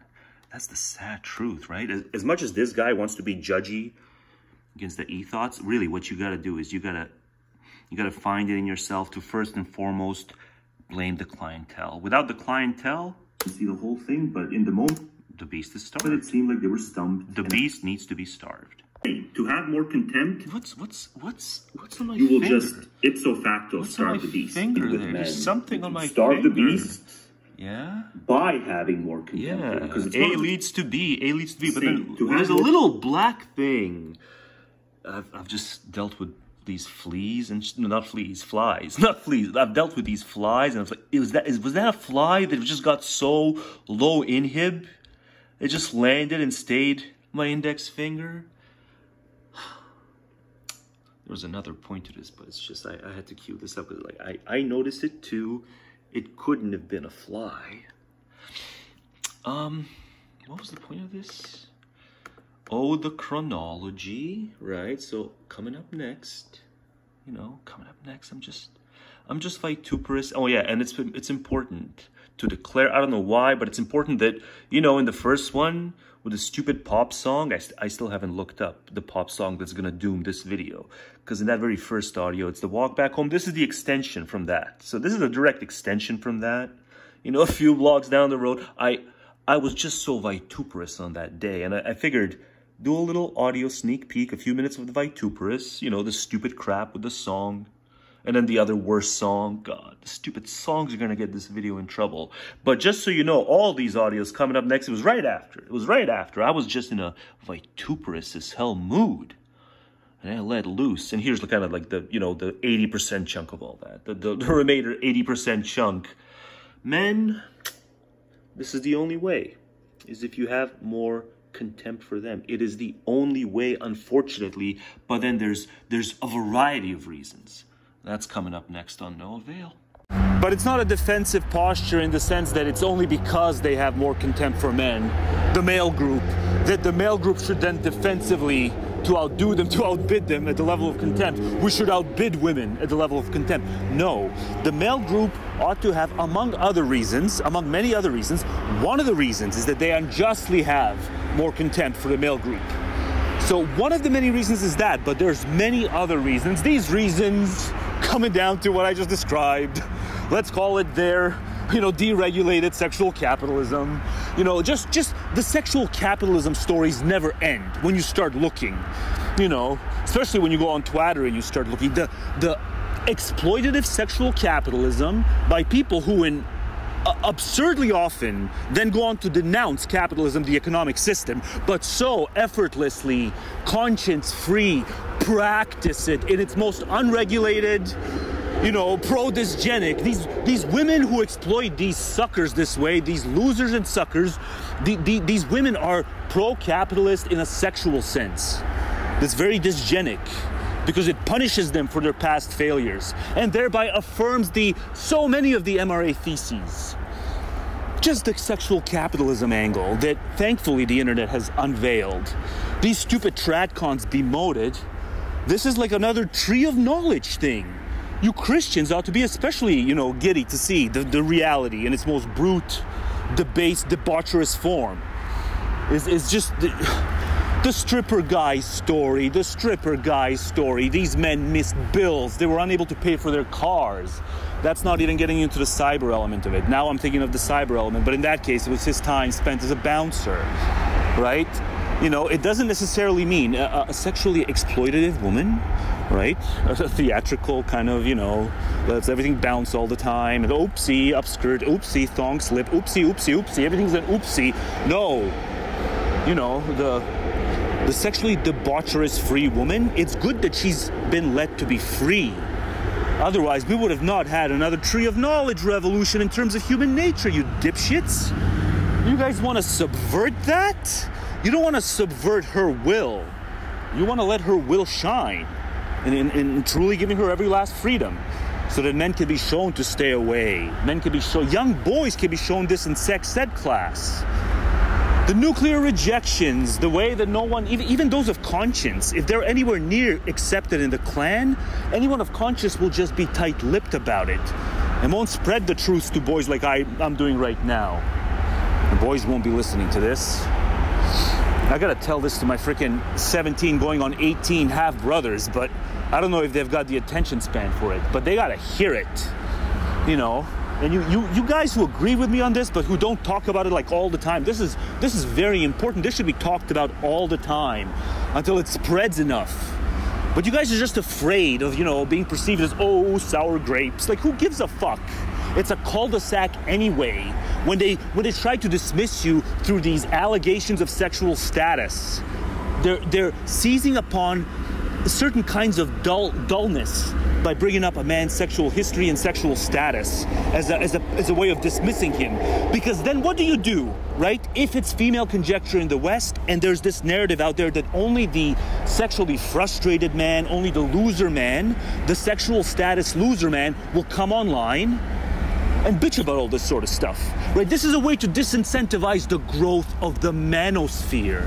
It is a heinous tactic, and many a man is tight-lipped precisely because he knows he doesn't want to be perceived, whether online or offline, as being below whatever the sexual status average is. You know, they bring up just as men bring up the body count in her case, so many women, though they don't use the terminology, they dismiss so much of manospherian criticism by bringing out the body count of the man in an inverted sense, saying it's 0 or too few. And so it's all sour grapes. It's an almost Nietzschean kind of way of dismissing through these dispositionalist to epistemic connections. It's a dispositionalist to epistemic connection.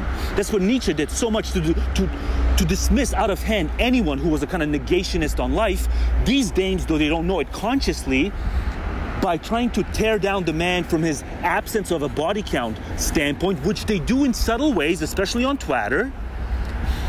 Y'all's is just jelly. They don't use the terms, but everything everything's concocted, so they don't have to spell it out, but just imply it. Right? And it's like, I truly believe this is why the manosphere is not 10 times as big as it is. There's too many men who don't want that sour grapes game run on them. They cave to that sour grapes game, like many a dumb woman caves to, like, you know, the sexual game. The I'm gonna be two-faced about women game. Yeah, that's what a man who is good with women. You know, all our lives, you know, certainly all my childhood and adolescence, I was told, oh, some men are just good with women, others are not. This effectively means some men are two-faced and smiley and positive vibey and pretend that nothing in life frustrates them at a personal level around women. That's just what it means. It just means some men know how to be two-faced and disingenuous and ooze a kind of I've never been frustrated vibe about them. Because that's what gets the panties moist, among other things. That plus voice game. It's just ooze a certain kind of energy where nothing in life frustrates you. That's what being good with women is. It's being disingenuous and two-faced. All our lives, certainly all my childhood and adolescence, I've been told, you know, there's men who know how to be good with women and there's men who are just too clumsy at it. What they should have told boys is what I just said now. That's how they should have described it. Because women are infantile enough. They're infantile enough in terms of their sexual psyche to enjoy that. They're infantile enough to be taken in by the man who feigns that nothing in life frustrates him. Certainly the Western woman. And you ought not comply to that. You ought to be yourself. And whatever comes, comes. You know? But it's just, God, they're just such sexual capitalists. So yes, those would be some of the other reasons, objective reasons in terms of their conduct in the world as to why men, the group, should have more contempt for them, irrespective of their actual contempt level for us. It's not about the contempt level first and foremost. That's a mighty big plus, that they as a group, in these heteronormative contexts, they have more contempt for us as a group. Nothing explains it better. Nothing explains it better than the bear contest. Oddly enough, I'm walking in the trails. Nothing explains it better than the man versus bear discussion. Despite the fact that it is they themselves who saw the Bondage movie in droves and bought these bondage novels in droves in the early 2010s. Whatever men went to see that movie, they were dragged into it. They were dragged into it. It was a stupid, boring movie. They made that movie a household name. It wasn't men. So they've got these guilty consciences, and then they project it out on the poor fellas who just kind of look creepy. What did I say? I said freak on at one point in a video that's coming up, or it has been posted. And also I'm going to say to men, creep on. both for their conduct in the world and for their treatment of men specifically, and their contempt for men, which outbids at present rates men's contempt for women. I'm not talking about, you know, resentment. I'm not talking about some sort of mother complex. I'm not talking about anything that's kind of, you know, kind of individually seated. No, I'm talking about something that's observable in the world in terms of their worst conduct, just in other avenues of life that have nothing to do with men, but then especially in their treatment of men and their willingness to look the other way when some of the worst women in the world exploit some of the most unfortunate men in the world through these godforsaken cyber worlds, and then, as the stripper guy explained, the stripper bouncer guy explained, you know, strip joints. You gotta tell boys this before they crack. If they're not told this, they just might crack and think it's okay. Nothing transactional is okay with a woman, including paying for her dinner. You understand that? The only time you should pay for her dinner if she gets on all fours and begs because she's just that broke ass. Even on the first date, she just begs because, like, I'm just that stupid with money, man. I recognize your financial wisdom, your financial dominance over me.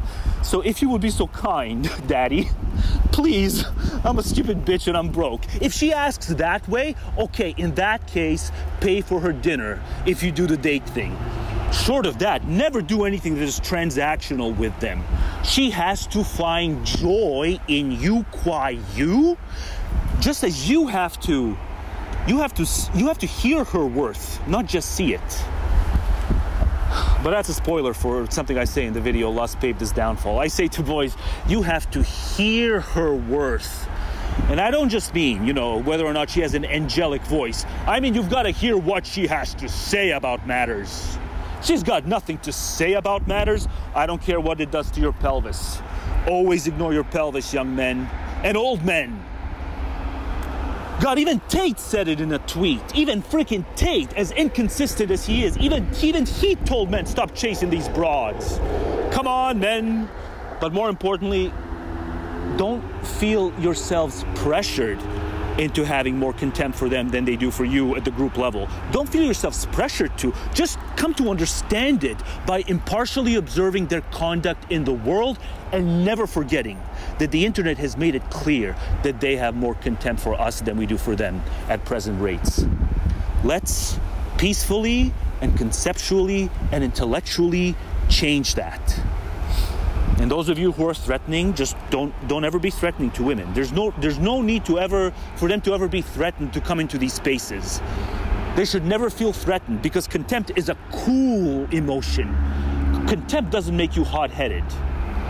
You know, they're right to avoid the hot-headed man. They're right to avoid the hot-headed man who beats them. But it is just that hot-headed man who's willing to do things in the way of that Bondage movie. The cool man, the cool-headed man, may find it too beneath him to do. So yeah, yet another wrinkle for them and their twisted sexual needs. God, the stuff they need. Oh, but see, if you're a woman, just a halfway open-minded woman, all your priors, let's say you have these proggy priors on gender, and you practice gender politics, something as far off as, Megan Murphy. Is that her name? Yeah, the Megan Murphy one. Feminist in the title of everything. Yeah, so something as far off as that, or just as moderate as, I don't know, Catherine McKinnon was moderate, maybe. I don't know the moderates, I just know the radicals. But yeah, that's kind of your politics. And you just heard me say everything I've said here and put such crisp terms to it. God, these are such crisp terms that I know how to utilize. It's undeniable that I'm right? So say you're a woman who practices any kind of proggy, moderate politics, and I would say even the reactionary woman has a lot to learn. Even the reactionary woman has a lot to learn from what I've just said. The make men men again, make men disposable again, effectively. Men are the ones who go off and die in wars. They do so for us because we're the ones with the pure essence. Men have an impure essence. That's why men are the ones who go off and die in wars. Women are the chosen ones because they have wombs. Yeah, so the reactionary woman, you ought to pull up a seat too. But, mostly in terms of the likelihood of any woman listening to this, the proggy woman, the moderate woman, You know, the woman who has failed to grasp a problem like male identity disposability, or maybe it's, you know, kind of tucked it aside despite having caught whiffs of it, just kind of tucks it aside. Yeah, if you're one such woman, you've just heard all my crisp terms for this. Like, you have to admit all your priors have been utterly debilitated. Like, as the audio went on, like, you just kind of felt your priors, your precious priors, being debilitated in the moment. But then what did you do after the audio ended? Did you just carry on about your ways, or did you, you know, maybe did you recall that your priors were just debilitated? Did you try to push that out of your mind for the sake of convenience?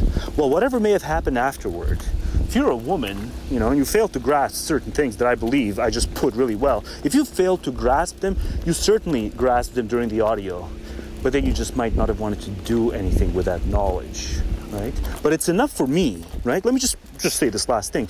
It's enough for me that you know your priors were being debilitated as you listen to that audio.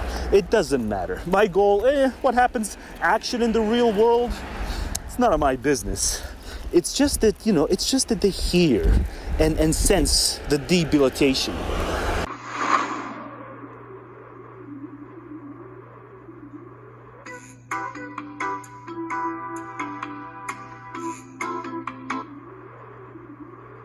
You don't even have to listen to Cardi B or Nicki Minaj, any of the more new skanks. That lineup, you know, whatever, Rihanna, but let's pretend it's classier. But no, it's just every bit as much. It's just the pretense of being classier. You know, more new skanks, whatever, go back to the 90s with the teeny popper thing. You know, the naval exhibitor Britney, you know, just, but here, you know, this is melodramatic. They don't have to literally be the ruins of civilization. But in terms of their derp score, I just have to say, you know, the best way to find out is to just reflect on the fact that, you know, Cardi B is a celebrated woman. She was a gangster before she had a music career and a record label. She ran with gangs. All kinds of, you know, sex trafficking affiliates. But then celebrated for her music career. That's kind of the worst example.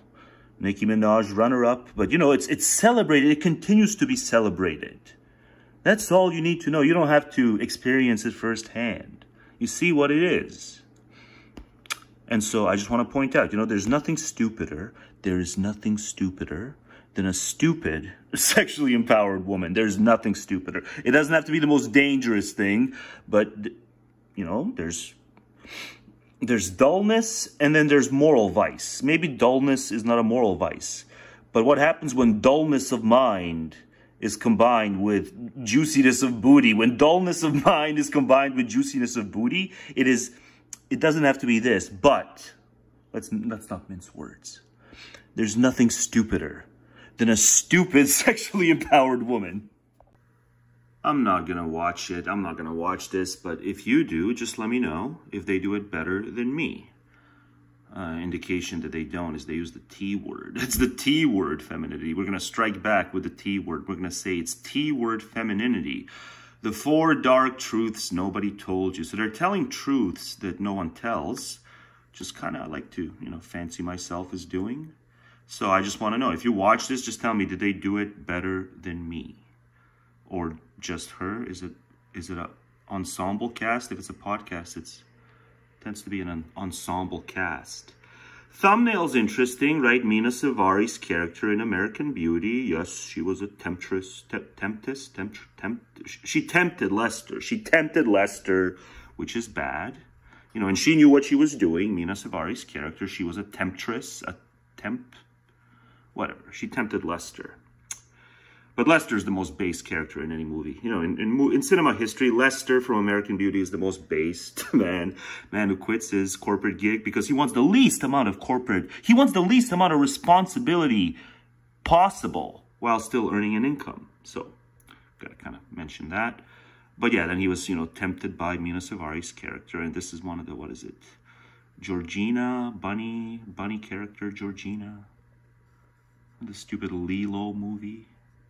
But yeah, so they're, you know, purport to, whatever, you know, report on truths no one tells. So yeah, someone can watch this. I can't, because, you know, I just can't. You people who are trying to do what I'm doing, and I know they're doing it worse, but it spreads more.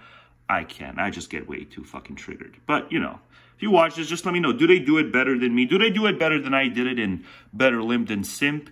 And in this here, I guess, companion piece. This is a companion piece to Better Limp Than Simp. There's some stuff, you know, left from Better Limp Than Simp, left out on the cutting room floor. But they'll suffice for this video, so off I go. But yeah, just I'm just curious. Like, do they? Well, what are the four? Yeah, you watch. Just tell me, what are the 4 dark truths they report on that I don't know? Because I'm not gonna watch it. It's just gonna trigger me. Because I just know I do it better. Wow. So it's rare the algorithm barfs up something that's not in the millions or the hundreds of thousands of views. I cannot remember the last time this happened. You know, amplifying someone who is, you know, doing better, but still 6 days ago, 904 views. I don't know. It's like I found a 4-leaf clover. It's within the algorithm. Like I never watched a single thing from this guy.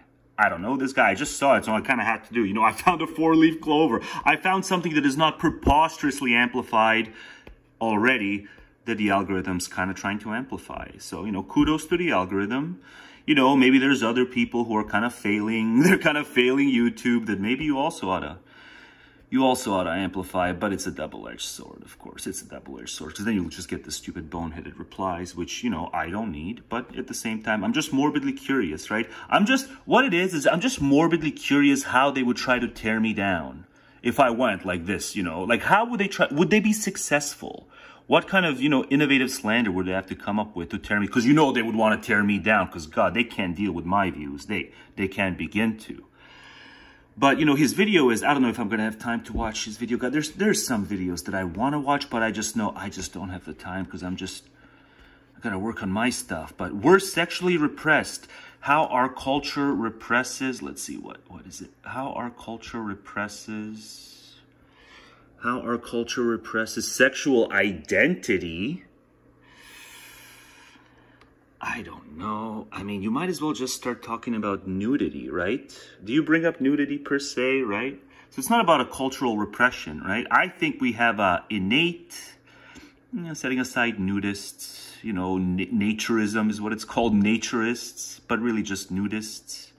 You know, I think nudists are, the reason they're nudists, it's, you know, yeah, it's a psychological difference, but I think it's a psychological difference born of a dispositional difference.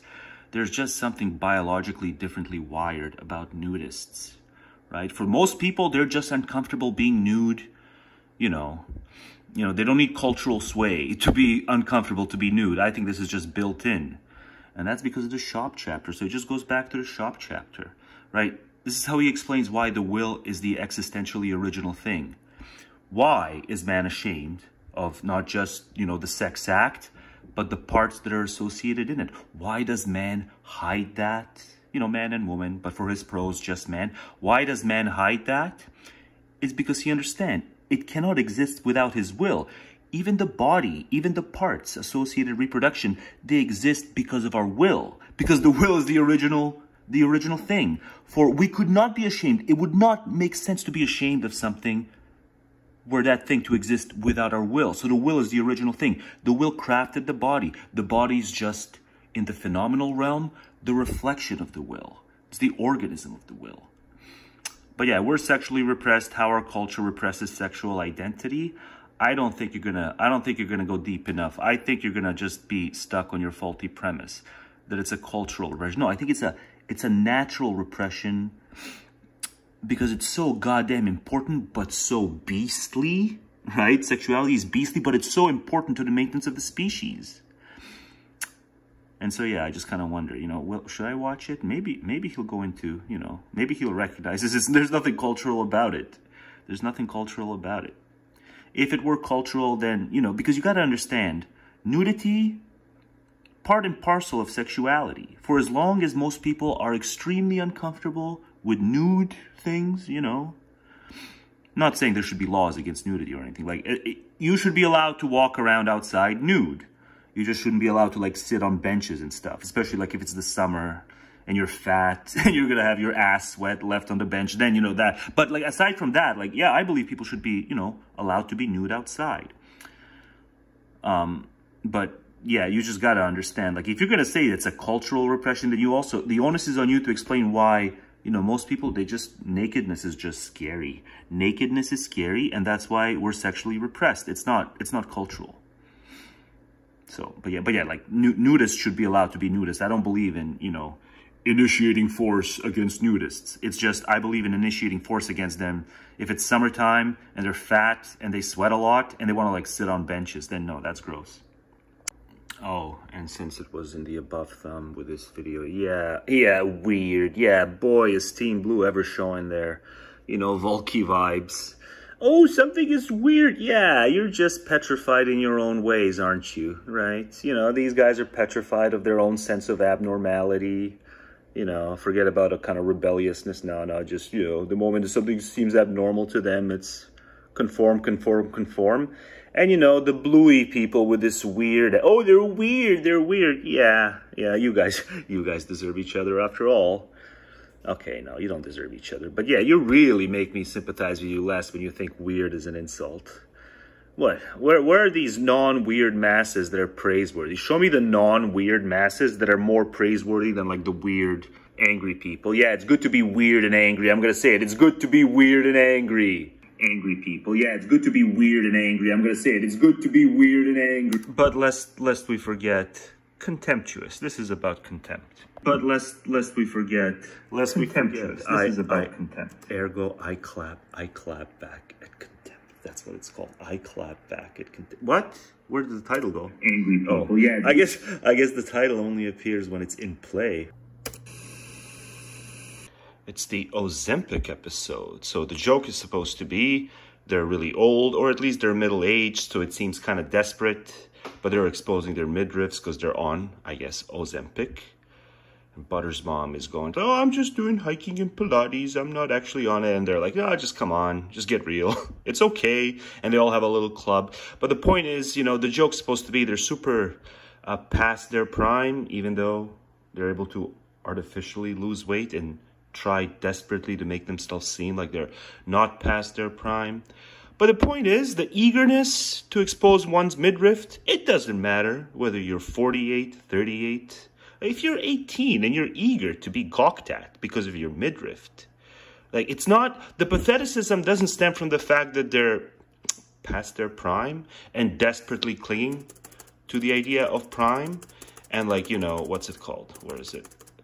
Like, you know, they're sober-minded, but the rest of them are not sober-minded. No, it shouldn't have to be like middle-aged women. They should do this sort of stuff where it's teen girls, like 18, 19-year-old girls, and the chill ones, you know, the chill ones are portrayed as chill. And the kind of desperately needs to be sexy ones, right? It shouldn't be. This kind of scene should be done with like 18 and 19-year-old girls where, but see, it's unimaginable. For this kind of thing, to take the piss out of them, we live in such a ridiculous culture where it's like, no, the way you take the piss out of these desperate to be sexy women is you make them older. But like, come on, Matt and Trey, just do this kind of scene, but do it with two sober-minded. I guess she ended up turning to the dark side later in the episode. But, you know, just do it with girls when they're in their prime. Have the modest dressed ones just, you know, go like, what the fuck is wrong with you, bitches? Why are you so desperate? I guess you're desperate to be banged. But it's like, you can be banged as a chick. You don't need to do this midriff thing. You can find someone to bang you. Someone you actually want to bang. You can find that. You don't need to do this sleazy thing. It's the sleazy thing. It's not just that they're old. It comes off as sleazy even when they're young and in their prime. That's my point. But it was a great episode, and especially the Cartman parts. You know, Cartman, like when he's skinny. It's like no one has a comeback for him because they can't call him fat. That was well done. Well, Lord help me if I put this in Never Again and Begetting, because it's just way too stuffed with stuff. Long video, but I can connect this whole Cartman fantasizes about being skinny. It's a dream. It's the second time he's fantasized. Not skinny, just normie. He's normie now, but only in his fantasy, because it's the Ozempic episode. I've not seen it to the end yet. I just have to stop and kind of make a commentary of my own. So this is a dream. He's dreaming that he's normie in terms of his weight, because now he can lob all these, you know, lookist insults at others, And other kind of, degrading insults at others, like, still the Kenny being from a poor family thing. But here with Kyle, what does he say? Oh, I guess the closed captioning vanished, so I can't see what exactly he said. You're a big dumb Jew and your breath stinks like ass. And now Kyle's not going to have a comeback because he's normie. And so that's kind of the part of the fantasy, right? So he's hurt by people lobbing insults at his weight, IRL, right? But the primary reason he's hurt is because it's a comeback and he can't get the upper hand lookist-wise. So it's a kind of warped Cartman fantasy. Kenny, you have greasy hair because your family's too poor to afford shampoo. Dude, fuck you. What are you going to say back? Nothing. My God, it worked. Hey, you guys.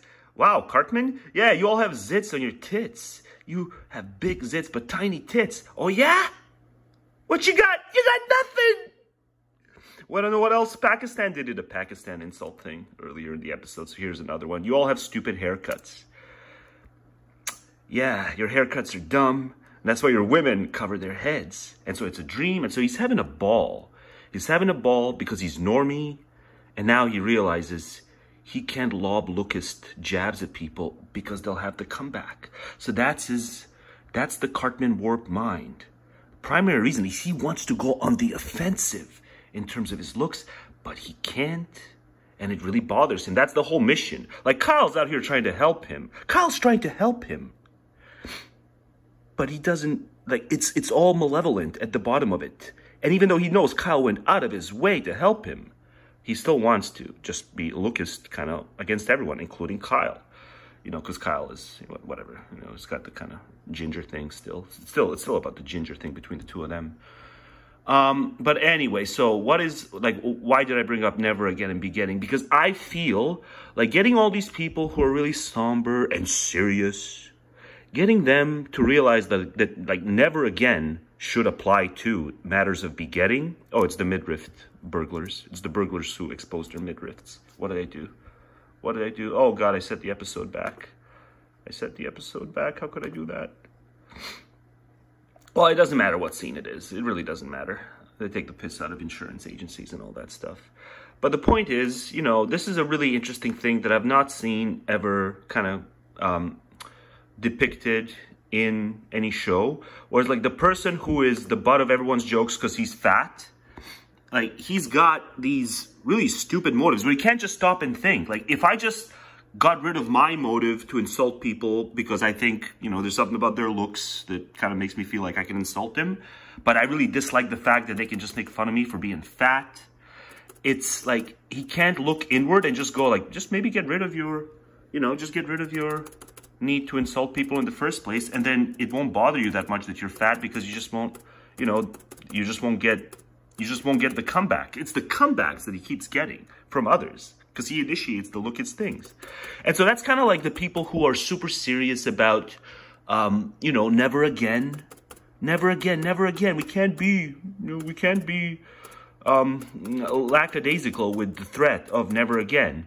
But it's like they just can't look inward and realize that like the never again extends to procreative matters. So they're all like a bunch of Cartmans.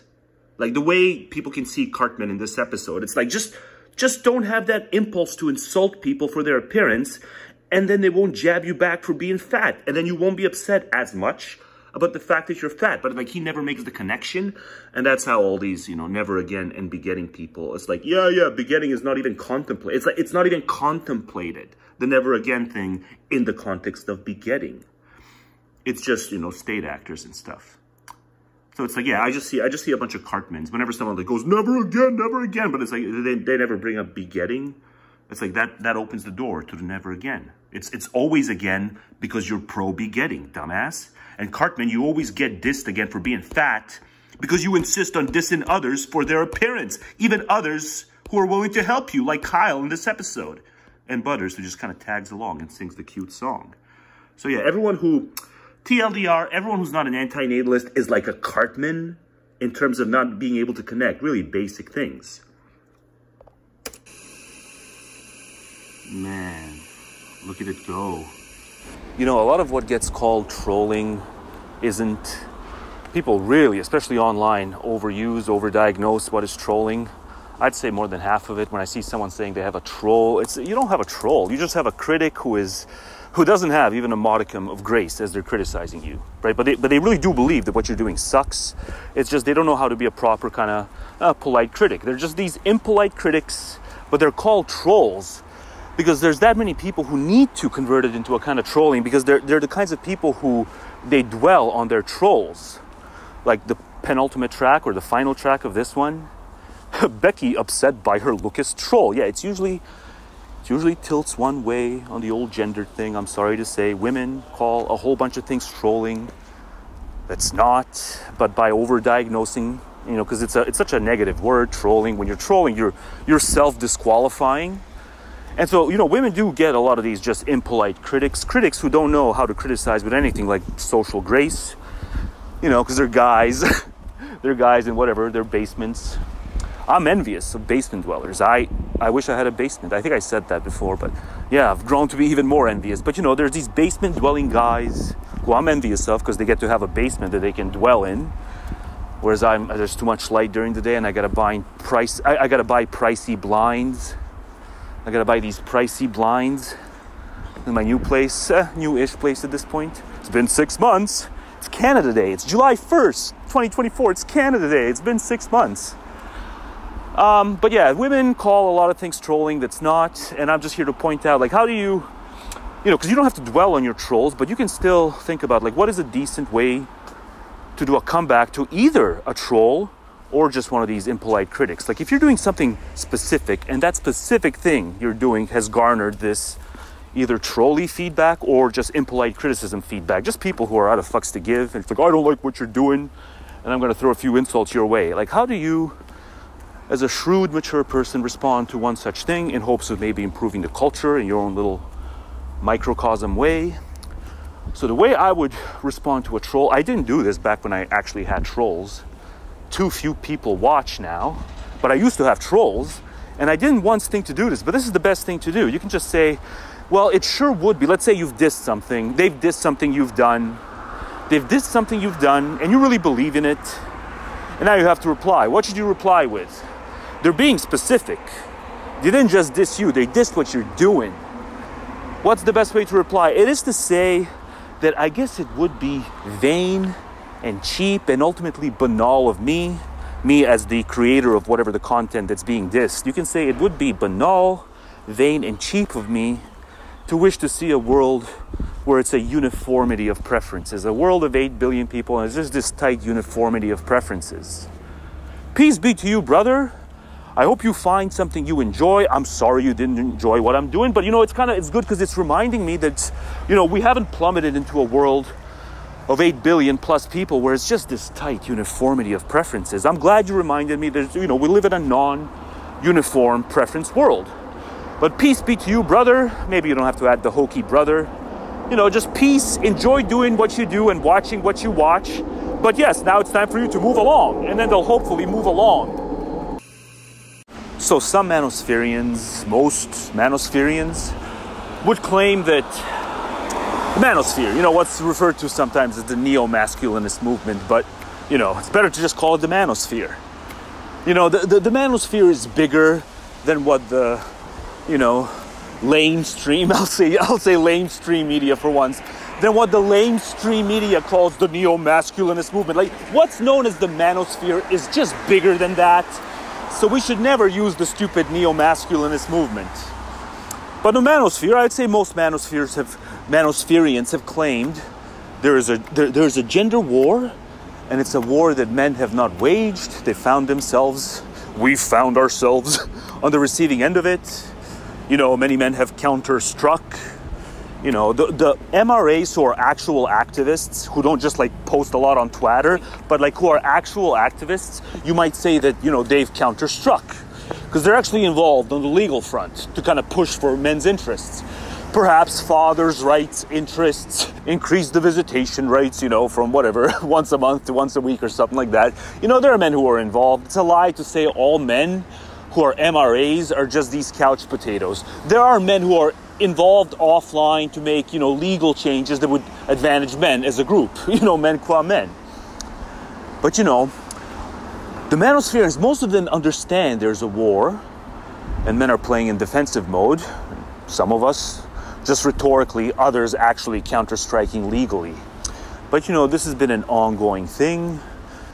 But this is just to pose, you know, insofar as you do believe, you do agree, there's a war on men. Might be hyperbole to use the word war. But, you know, war is hyperbole then in every other sense. Like, if there's ever been a war on anything, but not like an actual war, like you're willing to say there's a war on drugs, but you're not willing to say there's a war on men because, like, the word war is hyperbole. Like, it's hyperbole in the case of drugs too then, right? But the purpose of this is to say, like, if you understand that this is so, there was a pre-understanding time. And so I just want to point out my pre-post, what clinched it for me. And it was seemingly overnight. It's not like I went down this long chain of evidence, this long rabbit hole before I just suddenly shifted from there is no war on men to there is a war on men. It was that precise period for me. You know, for some men, it's like reading statistics and you've read one, you know, gynocratic statistic too many, and you decide to shift. For me, I shifted when the thought process last cropped up and then didn't crop up ever again. The thought process being, these broads, if only they just came online and heard these specific points that, you know, let's say the best of the MRAs make against the gynocracy. If these broads just came online, like they would be as enlightened as the men who talk about gender issues, you know, within the sphere of the MRAs, the decent MRAs. And then I just stopped having that thought process. It never was like, oh, it's only the want of opportunity, or they haven't been exposed to the best ones. They've only been exposed to the, you know, irrational ones. Like that thought process just stopped cropping up. I just understood that just most women, you know, apart from the four-leaf clover, most women were just, it doesn't matter what counterpoints are brought their way, what evidence you bring their way. They're going to continue to behave gynocratically. So if there's a West-East split, it's with that, I think. Because I might still have that thought process with an Eastern woman. With a Western woman, it's just, I understand. It's like it's the four-leaf clover. If she's capable of changing certain things, whether in terms of beliefs, attitudes, or actions, right? Beliefs, attitudes, or actions. If she's capable of changing it and becoming less gynocratic, were she to just hear, you know, some of these counterpoints that certainly I've made, you know, certain kinds of highlights that I've made. The point being is I understood it was clinched for me that there's a war on men once I just stopped having that thought process come up. I had it at some point for the last time, because I remember like in late 2000s, early 2010s, I was like, there's more broads need to show up online. More broads need to show up online. And just listen to these guys. You know, maybe not the leadership of the MRAs, but like the best ones that are, you know, the ones that don't get that much traffic. You know, I had this kind of thought, oh, if broads would just come online, whether they call themselves feminist or not, if these broads would just show up and listen to these guys, like, you know, the guys could blackpill and enlighten the broads. And then, like, maybe those broads could change the culture. What is it? Women spread ideas better, also spread better. Yeah, so it's like they just never showed, well, they did show up, right? On Twitter, you see the evidence that many a woman has shown up. But it's just emboldened them that much more in their gynocracy to see that, like, their gynocracy being exposed just emboldens them to double down and go harder on the kind of gynocratic beliefs, attitudes, and I would say certainly acts. God, this is supposed to be over a week ago, but look at me still adding, you know, the occasional fair and balanced segment to remind everyone this is a fair and balanced video, because look, I'm willing to say, you know, the malehood nadir, despite, you know, averages, you know, like the malehood nadir, the malehood depravity nadir just might be more of a nadir than, you know, the stuff they get up to. Because, like, look at what I didn't even see it, but it's like, is it one you want to see? Is it one you even want to see? Do you want to have nightmares? Well, here's, you know, nightmares courtesy, you know, lowest of the low when it comes to the male pathologies. You know, whatever male mother need turned pelvis need. God. But no, I'm not watching. And, you know, these have their fair share of, you know, co-gender culprits. But here's kind of, you know, one of the worst culprits, you know. And everyone could agree, you know. Christians, Muslims, Jews. Like, this is one thing we can all agree. Finally. But then who knows? You know, tomorrow, like what will tomorrow bring? You know, we've learned Churchill is bad. And not just, you know, there's shades of gray, but no, Nazis were good. That's what we've learned in the fall of 2024. So who knows? I might wake up tomorrow and, you know, there may be some kind of Elon, you know, whatever's politically expedient thing that it just happens to be like this guy's politically expedient to them. And then they're like, well, no, let's think a little more clearly. Let's create, you know, 8-hour documentaries to show that actually, no, this is the actual virtuous thing to do. Because like Elon's algorithm pointed us to 8-hour-long documentaries showing that actually the Nazis were good. Not just shades of gray, and we can't really make any verdicts, sweeping verdicts, allies versus Axis powers, potato. No, but actually there were good guys. It was the Nazis. Like, that's Twitter in the fall of 2024, overwhelmingly. And so I just might wake up tomorrow and I just might find that actually this is not a fair and balanced thing because this will be deemed good. That's where we are, the fall of 2024. And I've just delayed this sucker for so long, but I got to do another fair and balanced. It truly is. No one does fair and balanced gender commentary quite like me. I'm not going to play it. I'm just going to say things like this exist. I don't want to, you know, there's an air of levity to all this, but like at the end of the day, I am. It's just funnier. It's just funnier to me to take the piss out of these bitches. What is it? Womb only knows egoic backtalk. That's the other half of depraved Twitter. It's observing how, when men criticize women, it's observing how womb only knows egoic backtalk. So it's like Nazi apologia, and then the other half, it's like proggy wombs who only know egoic backtalk. And who, in so doing, prove that, you know, all the criticisms, because, you know, it's all ad hom mode and speculation mode about anyone who dareth criticize them and their choices. You must have alt reasons to criticize the dames. I'm going to do some commentary. Yeah, I'm going to do some commentary about Take versus Mick and that cell. So many questions about this match. You know, they've done like a gajillion interviews, but like so many questions about, like, was that cell meant to rip, you know, a minute or so before he threw him overboard? Was that cell supposed to rip? Were they kind of sank in? That whole freaking block could have ripped. But was that kind of, did they contain that? Because it seemed convenient enough where they sunk just a little bit into the metal. They sunk just enough into the metal. That could have been one of those, you know, one of those gimmick things to make us go, oh, are they going to fall through? But I'm like, or was the cell just that poorly reinforced? You know the spot. I don't want to click it now. But yeah, so many things, you know, to pose about this match. So many things, so many questions about this match. Oh, and then there was Ellen.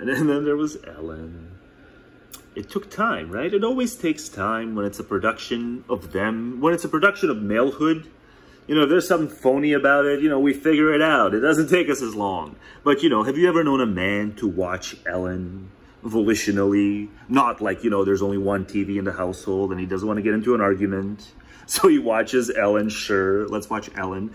No, she wasn't our creation. I've never known a man to be a fan of Ellen. But, you know, back in the TV days, Ellen was all the rage back in the TV days, and it just took time. So it often takes time. But you're not supposed to point out that it takes time. You're supposed to believe they're more mature. They can figure out surface level over eagerness to be cheerful and dancey dance and just smile way too much and just, you know, everything's gotta be lighthearted. Everything's gotta be lighthearted. But then when we condemn something, we gotta put on the non-lighthearted voice, and we just gotta keep that monotone, non-lighthearted voice. We gotta contrive it when something bad happens, you know. And it has to be, like, really exceedingly bad. It's only when things are exceedingly bad, like October 7th, that, you know, you're willing to burst the bubble for the studio audience. But then, you know, you go back to dancing, you know. And it's like this. So this was a whole thing back in the TV days. And then it kind of, you know, limped along online, this Ellen thing. But it just took so long. Whereas I saw it on day one.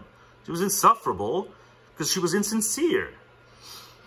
Because, you know, she wasn't clever. So there was no way she was going to use derision or anything like that, you know, to thrive And so she took the path of least resistance, and it suited her. It suited the kind of phoniness and the insincerity and their deceptive ways.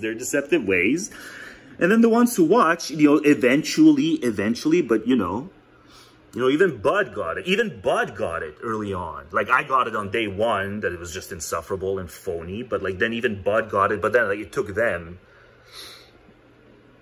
Just like it's going to take the Taylor hive, the Taylor... You know, my point is, they ruined a lot of things on TV. They ruined music. They sure as hell ruined pop music and, like, most commercial music with their R&B stuff. But more on that stuff. More on more new skanks. More new skanks in the art video. But yeah, they, you know, it's like, whatever, you know, they're great at the humanities. Yes, they're awesome at the humanities. They're awesome at, you know, even being these, you know, carpenters and tradesmen. They're awesome. But they ruined so much of American pop culture by just, you know, she should have never been a phenomenon. You know, any halfway tasteful person would have seen through her on day one. It's only in fucking last couple of years that, you know, we're kind of pointing out the ABCs. You know, so Dame just can't vet things. The things that should be on TV, the things that should drive music, Dame just can't vet things well enough. It just takes them longer, but we're supposed to believe they're the mature ones, and we stay immature, even on average. Like, no. No, like, that last guy sucked. You know, the, whatever. I need my mommy for pelvic reasons guy. Yeah, that guy's the nadir. It's still true. But, like, even that guy would have, like, seen through this. I bet you. I didn't watch it, but even that guy would have seen through this. Oh, wish you dames be wildin' and two-facing. And you just lose sight of the ABCs. Right? The only thing you can do here is point out, like, that I'm underestimating how many men watch this abomination. I don't think you're gonna find it's any men. You know, men watch Ellen like, whatever. Lesbians watch Joe Rogan. But just to circle back to Fat Keisha. That's what I'm going to call her. She's a Fat Keisha. It's another epic name. I shall return to her visually. But just, you know, it is... this is a kind of gendered whitelash video, you might say, as well. It's Muh Gendered Whitelash. Because a lot of these visual examples, if you're watching... You know, I'm swinging on the ratchets. I'm swinging on the ratchets in the visual exhibit parts of this video, like it, yeah, right? Now, why is it? Because they're some of the ones that do the womb only knows egoic backtalk most vociferously, and kind of just almost make it out as if, you know, there's just something about just the way they're wired, where it's like they can't grasp that that's a bad thing to do. And then in public, you know, you're out in public, you're making points. You know, sometimes being intrusive with plugging your, you know, ventures. You're plugging your ventures in political Twitter threads, some of y'all. And very often, you know, it's not the white ones are less intrusive, but it's like some of y'all are plugging your ventures in places where it's like overtly political discourse. You show up and you plug your stupid ventures, but it's a lot of the, you know, it's not the Beckys. It's the Fat Keishas. So it's like, just to point out, you know, y'all ain't more, y'all don't mature faster, you know, you kind of stagnate after 14. Y'all stagnate after 14. But above all, you should not be pardoned when you fail to realize that womb only knows egoic backtalk is filth epistemically. It's epistemic filth. You're doing a lot of this epistemic filth. And y'all's are, the ratchets are more. They're far often prone to womb only knows egoic backtalk type of, you know, especially their fellow black men. Some of the stuff that the black men say about black women and vice versa. It's just, I think it's a lot of the stuff whites want to say, but no, because we have to, you know, we have to be more stable, because we have to breed on like hell. But blacks are kind of, we'd like to breed on like hell too, but that's not going to stop us from saying some horrible things about the opposite gender.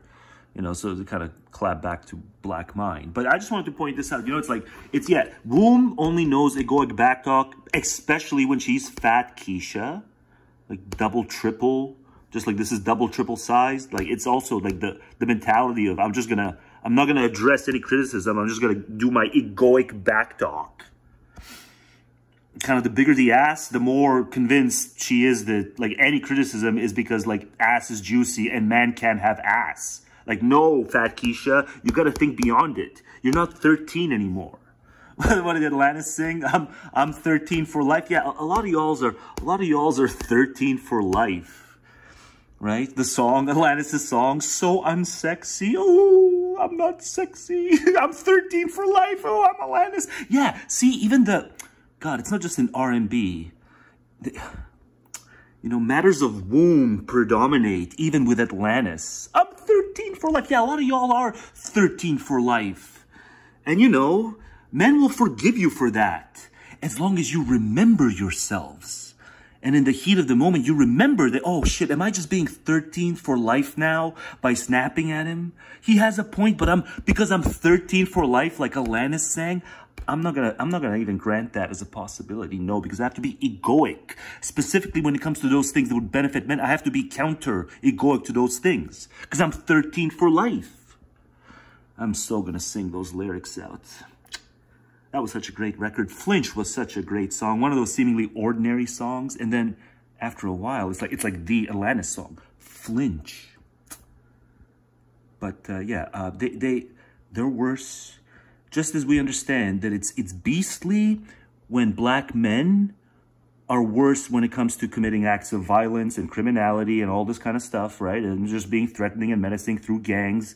It's worse because on one part they're participating in illegal activities, and then it's just plain beastly to be violent and aggressive. And likewise, you know, it was just juicy ass was more beastly, and it beastified the mind. I'm sorry to say, and I'm only saying this because it's this late in the video, but yeah, this is a kind of whitelash video. You know, y'all should have done a lot better, you know, and a lot of the blame is pinned on black men. Like, yes, you know, there's problem black men, but they're a much larger share. You know, why do black men have to, you know, be, you know, whatever, bandana wearing, you know, tat having, you know, they're right to be frustrated with y'all. They're right to be frustrated with y'all. And, you know, I think they, at least, you know, they say all these horrible things to each other, whereas like the whites, they'll only say these horrible gendered things to each other, men and women, when they're on Twitter. But in IRL, they have to be more concerned because they have to breed on like hell. They're owned by the species. Ooh, that's also still coming up. So J_OG gets it. But I'll quibble with the details, but just to read this out. In terms of the outspokenness thing, yeah, he gets it. So white guys take notice. But, you know, the details are, I'll quibble with it.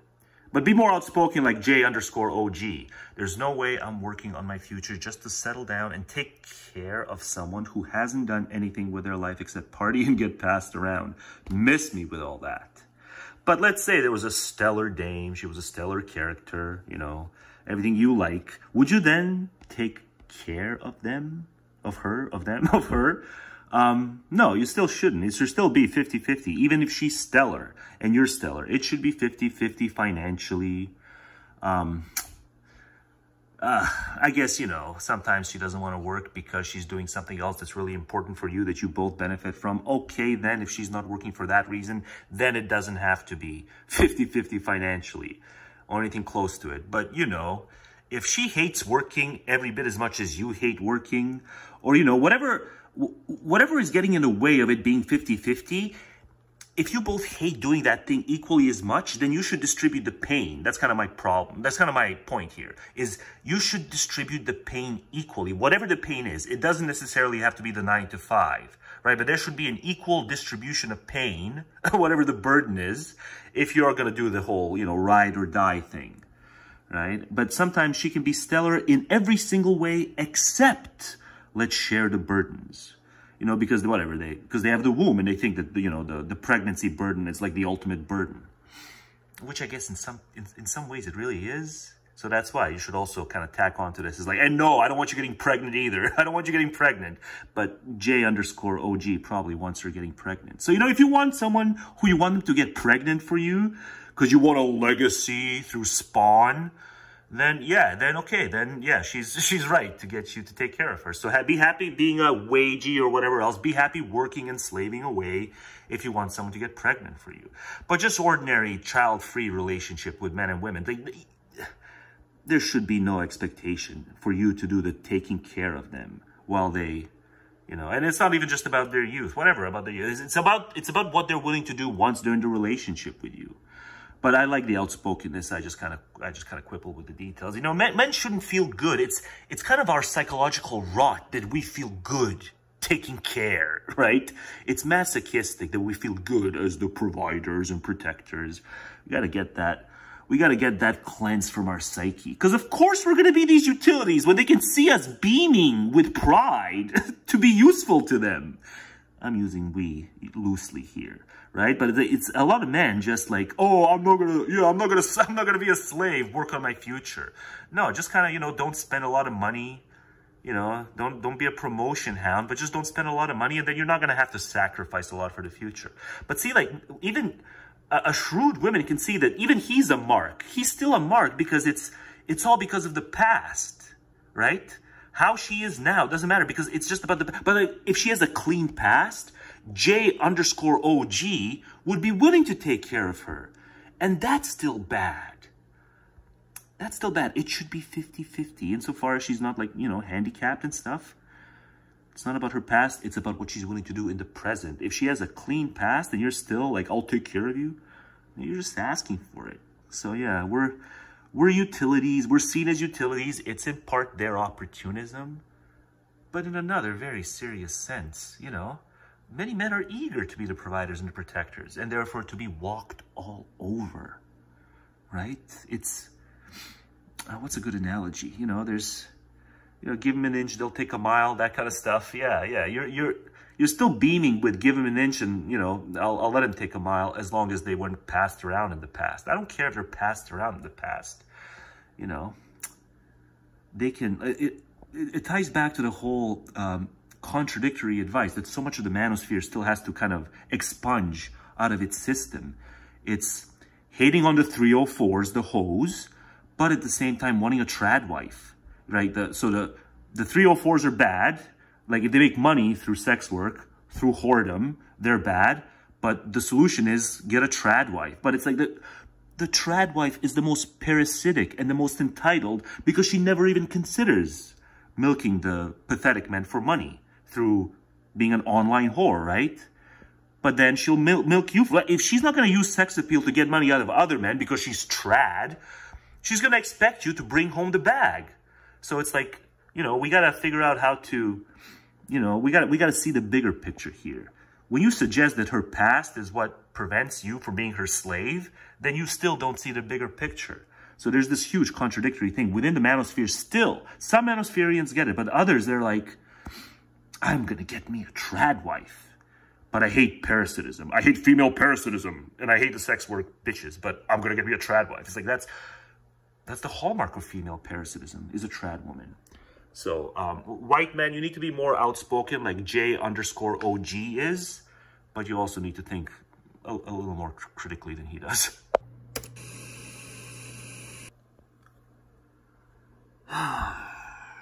You know, I stand by what I said near the beginning of the video with that selfie one, when he was selling that, whatever he was selling. You know, the photo early on in the video. I still stand by what I said. That's the greatest one of all time. But you know what? There's no shame in being second. There's no shame in being number two. Very rascally figure is Elon. You know, we all knew it for a good few years now, but geez, paying $47, paying people 47, whatever it was, to, you know, vote him. You vote him, you get $47 from him if you're in the swing states, right? The internet, it's seen its share of rascals over the decades, right? There's been a lot of rascally figures, but Elon just may go down as the biggest rascal in the history of the internet, right? And if technology could capture human behavior in these epistemically relevant contexts throughout history, I think it would also bear out that he's the biggest rascal even when that's counted in. But there's been a lot of stuff that's just not been recorded. Of the stuff that's been recorded, He's in the run. He's been in the running for number one. I don't think anyone's ever going to catch up to him. This man, I'm speechless. I'm speechless. Battle of ideas, battle of ideas. I'm going to pay you $47 if you're in a swing state to vote. To vote for the only man who can save us. The only man who can save us. The 1-2 punch. It's the 1-2 punch. The only two men who can save us. God, it's epistemic filth. Elon, you're epistemically filthy. You're the filthiest epistemic agent of all time, as far as, you know, as far as recorded footage and other kinds of records can show. There's no one, and also no one who talks like as big of a game about himself as he. So it's also the distance between what he says and what he does. It's like huge gap. So he talks himself up all the time, and that's just kind of one thing. If I started listing all the things, that's kind of the thing that sticks out in my mind. It's the $47. If you're a swing state, you vote him, he'll give you $47. If I listed all the other stuff, I'd be here making this video even more preposterously long. But yeah, so this is the second greatest photo of all time, number 2. And yeah, hooray for last minute stuff.